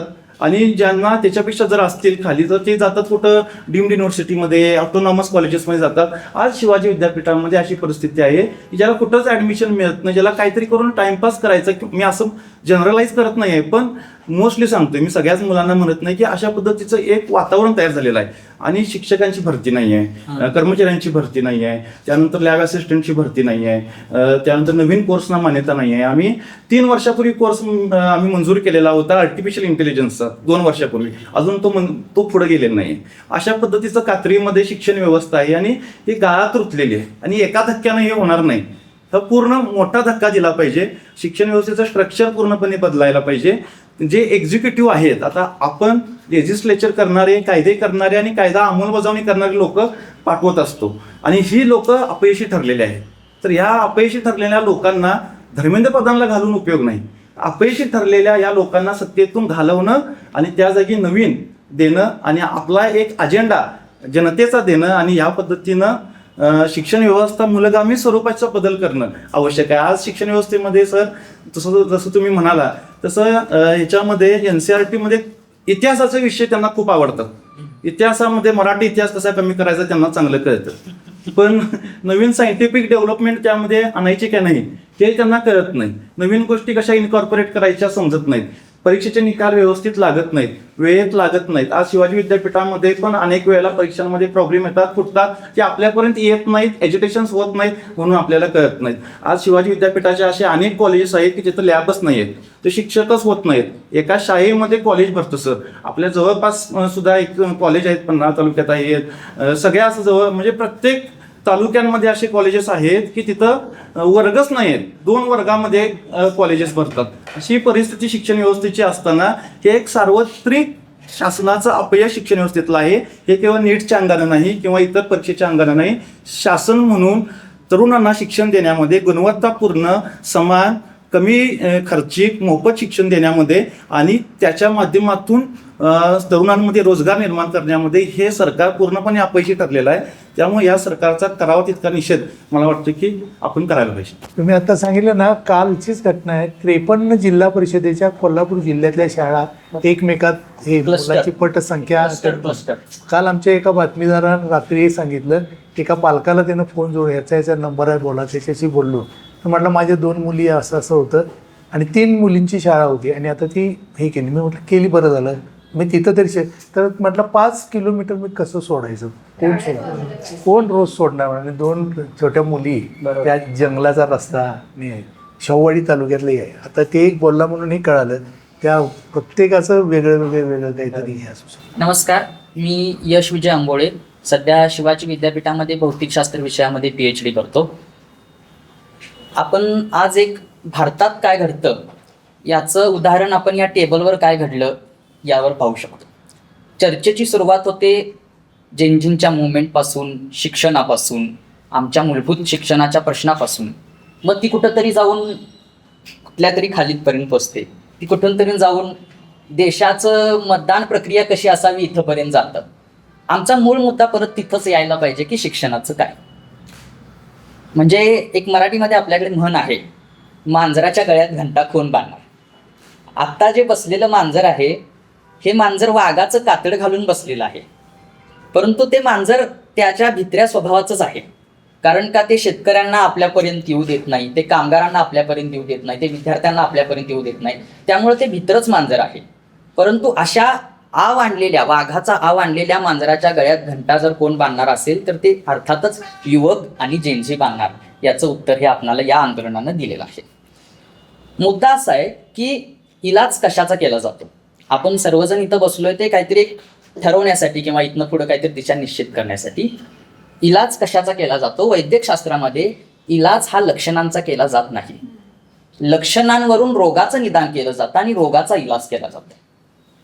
नीट पेपर फुटी असेल किंवा अन्य शेकडो पेपर फुटी असतील, हा रोग म्हणता येणार नाही. ही लक्षण आहेत. रोग काय आहे. इथली भरबटलेली शिक्षण व्यवस्था, खाजगीकरण होत असलेली शिक्षण व्यवस्था, एक ठराविक विचारसरणीकडे झुकणारी शिक्षण व्यवस्था हा इथला रोग आहे. आणि या रोगाच्या पायापर्यंत जर आपल्याला पोहोचायचं असेल तर मग निश्चितपणे ठरवावे लागेल की काय इलाज करावा लागेल, कसा करावा लागेल. ॲडव्होकेट अभिषेक मिटारी यांनी एक उदाहरण दिलं की आज काय होतंय. म्हणजे NEPचा त्यांनी मुद्दा त्यामध्ये काढला. जसं त्यांनी सांगितलं की करणाऱ्यांनी काय केलं होतं आणि होतंय काय. म्हणजे त्याला अनेक मराठीमध्ये म्हणाय, करायला गेलो गणपती आणि झाला मारुती, अशा पद्धतीचं ते काहीतरी सगळं चालू आहे. याचं उदाहरण असं काय आहे, त्यांनी जे सांगितलं उदाहरण ते मी थोडं इलॅबरेट करू इच्छितो की त्या केंद्र सरकार काही स्कॉलरशिप देतं NEP वरती रिसर्च करण्यासाठी. त्यामध्ये आम्ही महाराष्ट्रातल्या संतांच्या मूल्यांतून कशा प्रकारे सामाजिक जाणीव किंवा सामाजिक मूल्यांचं अभिसरण झालं याच्या संशोधनाचा एक प्रस्ताव पाठवला होता. अर्थातच तो स्वीकारला गेला नाही. त्याची कारणं काय असतील मला माहिती नाही, परंतु जे इतर सर्व स्वीकारलेले प्रस्ताव होते त्याच्यामध्ये हे शेणा मलमूत्राचा अभ्यास करण्याचे प्रस्ताव तर आधी पहिल्या रांगेत होते. आणि मग आम्हाला डावलून जो दुसरा स्वीकारल्यासारखा आम्हाला असं वाटतो त्याच्यामध्ये असं होतं की मनुस्मृतीला अपेक्षित असणारी समाज रचना किंवा शहर रचना, मनुस्मृतीला अपेक्षित असणारं शहर वास्तुशास्त्र असा प्रस्ताव केंद्र शासनानं NEP अंतर्गत स्वीकारलेला आहे. पण त्याच वेळेला दुसऱ्या बाजूला मात्र जेव्हा आम्ही म्हणतो की फुले शाहू आंबेडकरांचं कोल्हापूर आहे, त्याच कोल्हापूरच्या छत्रपती शिवाजी महाराजांच्या प्रेरणेनं स्थापन झालेल्या शिवाजी विद्यापीठामध्ये मात्र NEPचाच अभ्यासाचा अंतर करून किंवा NEPचाच उपयोग करून शिवाजी महाराजांवरती, शाहू महाराजांवरती, फुल्यांवरती, आंबेडकरांवरती, संत कबीरावरती, बुद्धावरती, बसवण्णांवरती एक क्रेडिटचे ऑनलाईन कोर्स सगळ्यांसाठी उपलब्ध मोफत करून दिले जातात. म्हणजे ही अँबिग्युइटी आहे धोरणातली आणि त्याच्या राबवणाऱ्यातली. त्यामुळे इथंपर्यंत आपण जाण्यासाठी विचार केला पाहिजे. आणि या सगळ्याच्या माध्यमातून काय केलं जातंय हे जर आपण पाहिलं तर आपण इथं व्यवस्था परिवर्तनाचा विचार करतच आहोत. पण व्यवस्था परिवर्तनासोबत आपण जी दुसरी व्यवस्था आणणार आहोत बदलून, ती कोणत्या मूल्यांवर आणि कोणत्या सिद्धांतांवर चालणार आहे हे सर्वात महत्वाचं आहे. त्यामुळे व्यवस्था परिवर्तनाच्या पलीकडे जाऊन आपण सिद्धांत आणि मूल्यांचं परिवर्तन, म्हणजे माझं तर असं म्हणणं आहे की बरेच जे जेनझी आहेत, आम्ही मॅडम पहिल्यांदा जेव्हा ठरवलं की कोल्हापूरमध्ये सुद्धा अशा पद्धतीचं काहीतरी केलं पाहिजे जे तिकडं व्हायला लागलंय, आणि मला आनंद वाटतो की कोल्हापुरातली तरुणाई खूप मोठ्या संख्येनं त्यामध्ये सहभागी झाली. म्हणजे कोणीही न बोलवता ती आली, अर्थातच त्यांना ही माहिती कळाल्यानंतर. त्या सगळ्यांचं एक म्हणणं राहिलेलं आहे की आम्हाला कोणताही पक्ष नको आहे. मला हे मान्य आहे, आम्हाला कोणताही पक्ष नको आहे, पण आम्ही संविधानातल्या मूल्यांप्रती पक्षपाती असलं पाहिजे. संविधानामध्ये जे स्वातंत्र्य, समता, बंधुता आणि शेवटच्या माणसाचा विचार करायला जे सांगितलेलं आहे त्या बाबतीत मात्र आम्ही पक्षपाती असलं पाहिजे. त्यामुळे पक्ष नसणाऱ्यांचा एखादा पक्ष नंतर होईल, परंतु त्यांनी सुद्धा कोणत्या मूल्यांसाठी आपली व्यवस्था परिवर्तन करायचं आहे हे लक्षात ठेवणं त्या माध्यमातून गरजेचं मला वाटतं. आणि त्यातनं मला असं पुढचं एक हे आहे की शिवाजी विद्यापीठाचा या ठिकाणी उल्लेख झाला किंवा एकूण शिक्षण व्यवस्था, म्हणजे मी रोग का म्हणतो हे तुम्हाला मी सांगतो. सरांनी या ठिकाणी उल्लेख केला की अमुक ठिकाणी नोकरीला असेल तर लग्न व्हायचं. आज विद्यापीठामध्ये उच्च शिक्षण घेणाऱ्या तरुणांची संख्या का कमी होत आहे? 2-2 वेळेला एंट्रान्स एक्झाम घेऊन सुद्धा अनेक सीट्स आज रिकाम्या राहिलेल्या आहेत. पण शिवाजी विद्यापीठामध्ये शिकायला येणारी मुलं ही काही सो कॉल्ड इलिट क्लासमध्ये नाही आहेत, ती समाजातल्या कष्टकऱ्यांची, शेतकऱ्यांची मुलं आहेत. मग आज ती तिथंपर्यंत येत नाही आहेत तर ती जात आहेत कुठं? हा मुद्दा आहे. मग ते सोडून आज केंद्र शासनानं एका सेक्टरमध्ये आपल्या सेमी कंडक्टर अँड टेक्नॉलॉजी त्याच्यामध्ये काहीशे लाख कोटी रुपयांची गुंतवणूक त्यांनी केलेली आहे. आणि त्याच्या माध्यमातून त्यांनी आता अपेरेंटशिप एम्बेडेड डिग्री प्रोग्राम चालू केलेले आहेत. म्हणजे काय असेल, तुम्ही शिकतानाच 6 महिने ते 1 वर्ष एखाद्या संस्थेमध्ये, एखाद्या कंपनीमध्ये त्यांच्या तुम्ही काम करायचं आणि त्याला तुम्हाला काही ठराविक रक्कम सुद्धा मिळेल. पण ते तुम्हाला 2 वर्ष शिकवणार आहेत आणि एकदम स्किल्ड वर्कर तुम्हाला ते बनवणार आहेत. मग त्याच्यात माध्यमातून तुमच्याकडून करून घेतलेलं जे काम असणार आहे त्या कामाच्या योग्य मोबदल्या इतपत तुम्हाला त्यातनं मिळणार आहे का? हा सुद्धा फार नंतरचा महत्वाचा प्रश्न आहे. ते त्यांना तुम्हाला जे काही तो तुकडा देतील, काहीतरी महिन्याला 10,000 देतील, 12,000 देतील, पण तुमच्याकडून करून घेणारं जे काम आहे ते काम किती त्याच्यापेक्षा जास्त मूल्याचं असणार आहे हे निश्चितच आहे. त्यामुळे इथंपर्यंत आपण तो विचार न्यायला पाहिजे की हा परत श्रमाधिष्ठित असणारा जी व्यवस्था आहे ती नाकारून कुठंतरी ऐत खाऊंची व्यवस्था आणायची आहे का? म्हणजे परत मूल्यांचा आणि सिद्धांतांचा हा मुद्दा आहे. त्यामुळे आपण इथं कुठंतरी जायला पाहिजे. आणि रेप आणि या केसेस असणारी मुलं तिथं आली असं एक चर्चा झाला. मला असं वाटतंय, मी कालच युट्यूबवरती व्हिडिओ बघितला, या मुलींनी पण त्या ठिकाणी सांगितलं की मुलींना तिथं किती चांगलं वाटत होतं, प्रोटेक्टिव्ह वाटत होतं, अगदी खुलं वाटत होतं. ती मुलगी तिथं एक मुलगा शेअर करतोय की एका मुलाला ती मुलगी जाते आणि विचारते की इथं वॉशरूम कुठं आहे. मग तो मुलगा सांगतो की त्या साईडला वॉशरूम आहे. मग ती परत पुढचं सांगते की मी त्या वॉशरूमला जाऊन आले, परंतु मला माझं पॅड बदलायचं आहे, तिथं तेवढं स्वच्छता नाही आहे, मला दुसरी कुठलं वॉशरूम असेल तर सांग. म्हणजे मुलगी स्वतःची ती जी बाब आहे ती इतक्या खुलेपणाने त्या मुलाशी बोलू वाटते. याचा अर्थ तिथं किती खेळीमेळीचं आणि मैत्रीचं वातावरण आहे हे तुम्ही समजलं पाहिजे. आणि मग कुठंतरी एका अजेंड्यातनं आपल्यापर्यंत काहीतरी बाब येते किंवा काहीतरी गोष्ट येते आणि मग त्यातनं हे कसे सगळे देशविरोधी आहेत आणि हे सगळे कसे सगळं बदलायला निघालेले आहेत हे जे आहे. पण ही छोटी छोटी गोष्ट तुम्ही बघा ना. त्यामुळे आणि सर जे तुम्ही बोलला तो एक शेवटचा मुद्दा मी सांगून थांबतो की तुम्ही म्हणला की कोल्हापुरामध्ये अशी बरीच आंदोलनं झालेली आहेत आणि त्या वेळेला त्या लोकांनी त्या वेळच्या तरुणांनी म्हणजे अगदी रंकाळ्याचं असेल ते कोकणातली खनिजाची संपन्न असणारी माती अगदी मातीमोल पद्धतीनं विकली गेली. सोनंच ते एक प्रकारचं पण ते विकलं गेलं. अशा प्रकारची सुद्धा आंदोलनं इथं कोल्हापुरात झालेली आहेत. मग अशा पार्श्वभूमीवरती इतक्या मोठ्या देशव्यापक पद्धतीनं होत असणारी आंदोलनं कोल्हापुरात होत आहेत का नाहीत किंवा त्याची एक रिप्लिका तयार होते का नाही अशी जेव्हा आम्हाला खंत वाटत होती तेव्हा मात्र ह्या कोल्हापूर सिटीजन्स फोरमच्या माध्यमातून आम्ही पाहिलं हजारो तरुणाई त्या ठिकाणी आलेली आहे आणि एकत्र येऊन एक मताने आणि अभिमानाने आणि गर्वाने आणि आनंदाने या आंदोलनात आम्ही सहभागी होणार आहे असं म्हणते. हे मला खूप महत्त्वाचं वाटतं आणि मी गेले अनेक वर्ष या सर्व आंदोलनामध्ये आहे. पण मला असं वाटायचं की इन्क्लाब जिंदाबाद हे केवळ पांढऱ्या डोक्याच्या लोकांसोबतच म्हणायचं आहे का? माझ्यासोबत कधी माझ्यासोबतची काळ्या डोक्याची मुलं किंवा जे माझ्यासोबत रील्स शेअर करतात काहीतरी फनी रील्स शेअर करतात ते कधी ना कधीतरी माझ्यासोबत येऊन एखादं क्रांतीचं गाणं गाईल का असा मला प्रश्न वाटायचा. परंतु या आंदोलनानं मला हा आत्मविश्वास दिला आणि मला हे दाखवलं काय आंदोलनानं मला काय दिलं असेल तर मला एकच वाक्यात सांगायचं आहे मला समविचारी समवयस्कांचं एक ग्रुप दिला समवयस्कांची एक साथ दिली आणि ती आपणाला जो बलसागर भारत हो जो गांधीजींनी सांगितला आणि परत एकदा गांधीजींनी सांगितलेलं आहे की शूराची जी अहिंसा आहे ते शूराचं हत्यार हे अहिंसाच आहे आणि त्याच मार्गानं हे सगळं चालू आहे. त्यामुळे त्यांनी सांगितलेलं साने गुरुजींनी जे बलसागर भारताचं तत्व सांगितलं होतं ते करून देण्यासाठी हीच मुलं हेच सगळे समविचारी समवयस्क माझ्यासोबत असतील असा विश्वास मला या आंदोलनानं दिलेला आहे. मला नुसतं एक सॉरी यश तुम्ही जे म्हटला एक सेकंड पॉईंट जे होतं ते about civil society neutral and all that stuff. माझं जे संघटन दिल्लीत काम करतं because we work primarily between political non political forces. 2021चं मी तुम्हाला उदाहरण देतो. दिल्लीत फक्त 14,660 आंदोलन झालेले आहेत. त्याच्यात ॲटलिस्ट ऑर्गनायझिंगमध्ये मी स्वतः 1200-1300 ह्याच्यात इन्व्हॉल्व्ह होतो. तरीही this government because of the fact that त्यांना वाटतच नाही की ते आपल्याबरोबर म्हणजे ते आपल्या प्रती जबाबदार आहे. They don't feel they are accountable to us. तरीही RTI डायल्यूट झालाय, NRHGA डायल्यूट झालाय, हजारो वेलफेअर स्कीम्स कापलेले आहेत. मॅन्युअल स्कीमिंजिंगचं जे रिहॅबिलिटेशन स्कीम होतं ते कापूनच टाकले, संपवलेच आहे.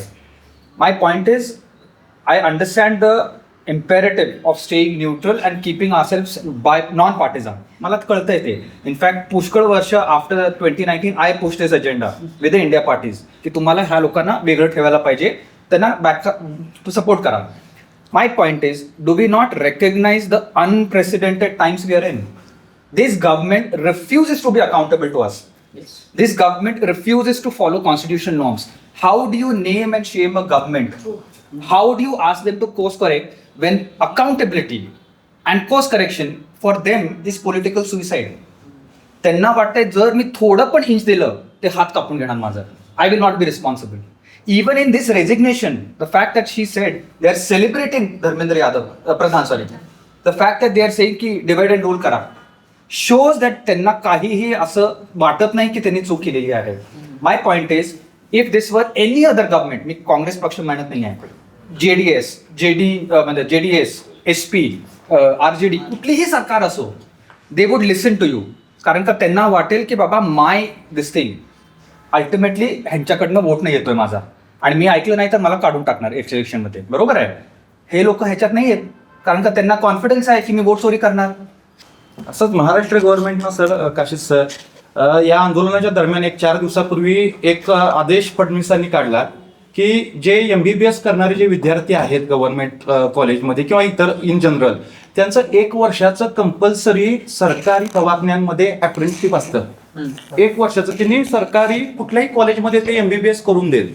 ते जे डॉक्टर म्हणून समाजामध्ये जाण्याच्या अगोदर 1 वर्ष सक्तीनं सरकारी रुग्णालयांमध्ये सेवा द्यावी लागते आणि ह्या सेवेतून त्यांना अनेक रुग्ण हाताळायला मिळतात, त्यांची प्रॅक्टिस होते, समाजातील रोग कळतात, रोगाबरोबर त्या रोगाचा रोग जो गरिबी आहे तो सुद्धा कळतो. कारण की या सिव्हिल हॉस्पिटलमध्ये असे अनेक वेगवेगळ्या पद्धती येतात, त्या श्रीमंतांची लोक जात नाहीत. मग ते कशा पद्धतीचे ते रुग्ण आहेत, त्यांचं आर्थिक सामाजिक सगळं बॅकग्राऊंड कळते. खऱ्या अर्थानं तीच खरी परीक्षा, तोच खरा अभ्यास असतो. हे मुलांना कुठेतरी खुश करण्यासाठी, कॉर्पोरेटना खुश करण्यासाठी. आणि हे जे डॉक्टर आहेत ते लिंक्ड कशाशी आहेत माहिती आहे, त्यांच्यासाठी त्यांनी अप्रेंटिसशिपची जी अटच कॅन्सल केली आणि याचा खूप गंभीर आणि भयानक परिणाम सामाजिक आरोग्यावर होणार आहे सर. इतकं भयानक आहे, कुठं त्याचा मला पेपरातून सर वाचण्यात आलं आपल्या, पण समाजातून तशी प्रतिक्रिया आली नाही की याला विरोध करावा म्हणून. मी Sheetal. I am not going to tell my surname for obvious reasons. I am an architect by profession. मी आयव्हरी टॉवरमध्ये काम करणारी बाई आहे. समाजातल्या सगळ्या एलिट श्रीमंतांसाठी मी काम करते. माझ्यापर्यंत राजकारणाची झळक पोचलेली नाही आहे, कधीही पोचणार नाही. या इल्युजनमध्ये मी होते. मी बघायचे, मी CA-NRC बघितलं, मी शेतकऱ्यांचं हे बघितलं, मी ट्रान्सजेंडर बिलमध्ये काय केलं त्यांनी ते सगळं बघितलं. अस्वस्थ होते मी, but I wasn't as restless as what happened in Delhi. ते जेव्हा मी बघितलं आणि हे बॉईल होत होतं हळूहळू, म्हणजे तो बेडूक असतो ना, गार पाणी असं ते वाढत वाढत वाढत वाढत चाललं. And now we came at a point की now we knew we had to jump out, otherwise we would be dead. माझी भूमिका अशी होती की मी कायदे पाळणारी, टॅक्स भरणारी सामान्य नागरिक आहे, पण मी तितके सामान्य नाही आहे. मी बघतीये हे सगळं. I am the observer, I am the custodian of the constitutional values that I believe in. माझं लक्ष आहे सरकारकडेही आणि माझं लक्ष आहे ऑपोजिशनकडेही. I am watching you all what you are doing. तर ते अस्वस्थ येतात ना. आणि जेव्हा सोनम वांगचुकला उचलून नेल्या गेलो ज्या पद्धतीनं, I may agree or not agree with Sonam or Abhijit or Rahul or Narendra. I am going to all call them by first name. Let us talk with each other at the equal level. तर जेव्हा मी हे बघत होते, I felt it was an insult to my citizenship. मी tax भरते, त्या टॅक्समधनं शिक्षण व्यवस्थेला पगार जातो. मी टॅक्स भरते, त्या टॅक्सच्या पैशातनं पोलिसांना पगार जातो. मी टॅक्स भरते, त्या टॅक्सच्या पैशातनं या सरकारचे सगळे बजेट्स अलोकेट होत असतात. Each one of us is contributing. इथं कुणाही एक बाप नाही, राजा नाही आता आपल्याकडे. Unfortunately we all are contributing. Shahu Maharaj असते तर मी ऐकून घेतलं असतं, पण असं नाही आहे. हे झाल्यावर माझ्या मुलांचं एक तर शिक्षण व्यवस्थेचे 12 वाजलेले आहे. I am paying extraordinary amounts of money to keep up check that my child gets the best of education. हे सगळ्यांनाच परवडेल असं नाही. मला परवडतंय, माझ्या घरात काम करणाऱ्या बाईच्या मुलांना परवडणार नाही याची मला पूर्ण कल्पना आहे. I am aware of my privileges. दुसरी गोष्ट, जेव्हा असा एक मुद्दा येतो की जो अक्रॉस द सेक्शन अफेक्ट करतोय आणि त्याला पुढे नेण्यासाठी वी आर लुकिंग फॉरवर्ड की the opposition will really find some recourse. Now I have always been anti establishment. मी नेहमी अँटी एस्टॅब्लिशमेंट वोट दिलं आधीपासून आणि I have kept a check. पण मला असं वाटलं की मी ज्या माणसाला मत दिलं आहे तो अचानक, मी त्या पार्टीची आयडियोलॉजी बघून दिलं, तो फटकन दुसऱ्या पार्टीत गेला. सो माझं रेप्रेझेंटेशनच नाही आहे आता. I trust the opposition. I have always trusted the opposition. आणि मी ते का करते, कारण मला हा चेक ठेवायचा आहे. कारण आता शाहू महाराज नाही आहेत. वी डोंट नो व्हॉट गुंडा इज गोइंग टू कम. तर त्या गुंड्याच्या मानेवर हे ठेवायसाठी ती जी शाही असते ते असते. सो हे जेव्हा होतं तेव्हा त्याच्यात मला असं जाणवलं की विश्वासार्हता संपलेली आहे. समाज म्हणून आपण एकमेकांवर विश्वास ठेवत नाही. पोलिसांवर तर आता ठेवताच येत नाही. म्हणजे जर माझ्या मुलीबद्दल उद्या काही झालं तर मी या पोरांना बोलवेल की अरे बघा काय होईल. माझी हिंमत नाही आज म्हणायची की माझा पोलिसांवर विश्वास आहे. कोणीही म्हणावं माझा आहे विश्वास. So this is very sad. आणि पोलिसांना पगार माझ्या कष्टाच्या पैशातून जातो आणि पोलीस माझ्यासाठी काम करत नाही, हे संतापजनक आहे. आधी दुःख व्हायचं, मला हताश व्हायचं, हतबल व्हायचं, पण आता मी संतापाच्या याला आलेली आहे की my children, they are all my children. ते कॉक्ती जी बाई म्हणते ना, कुणी यांना जन्म दिला, मी त्यांना जन्म, these are all my children. ही माझ्या मुलीची मैत्रीण आहे, तो माझ्या मुलाच्या वयाचा आहे. These are all my children. यांना त्यांचे हे करा. आणि त्या, I tell you, within 3 minutes this forum was formed. But the background it had was for the last whatever 3 regimes that we have been suffering.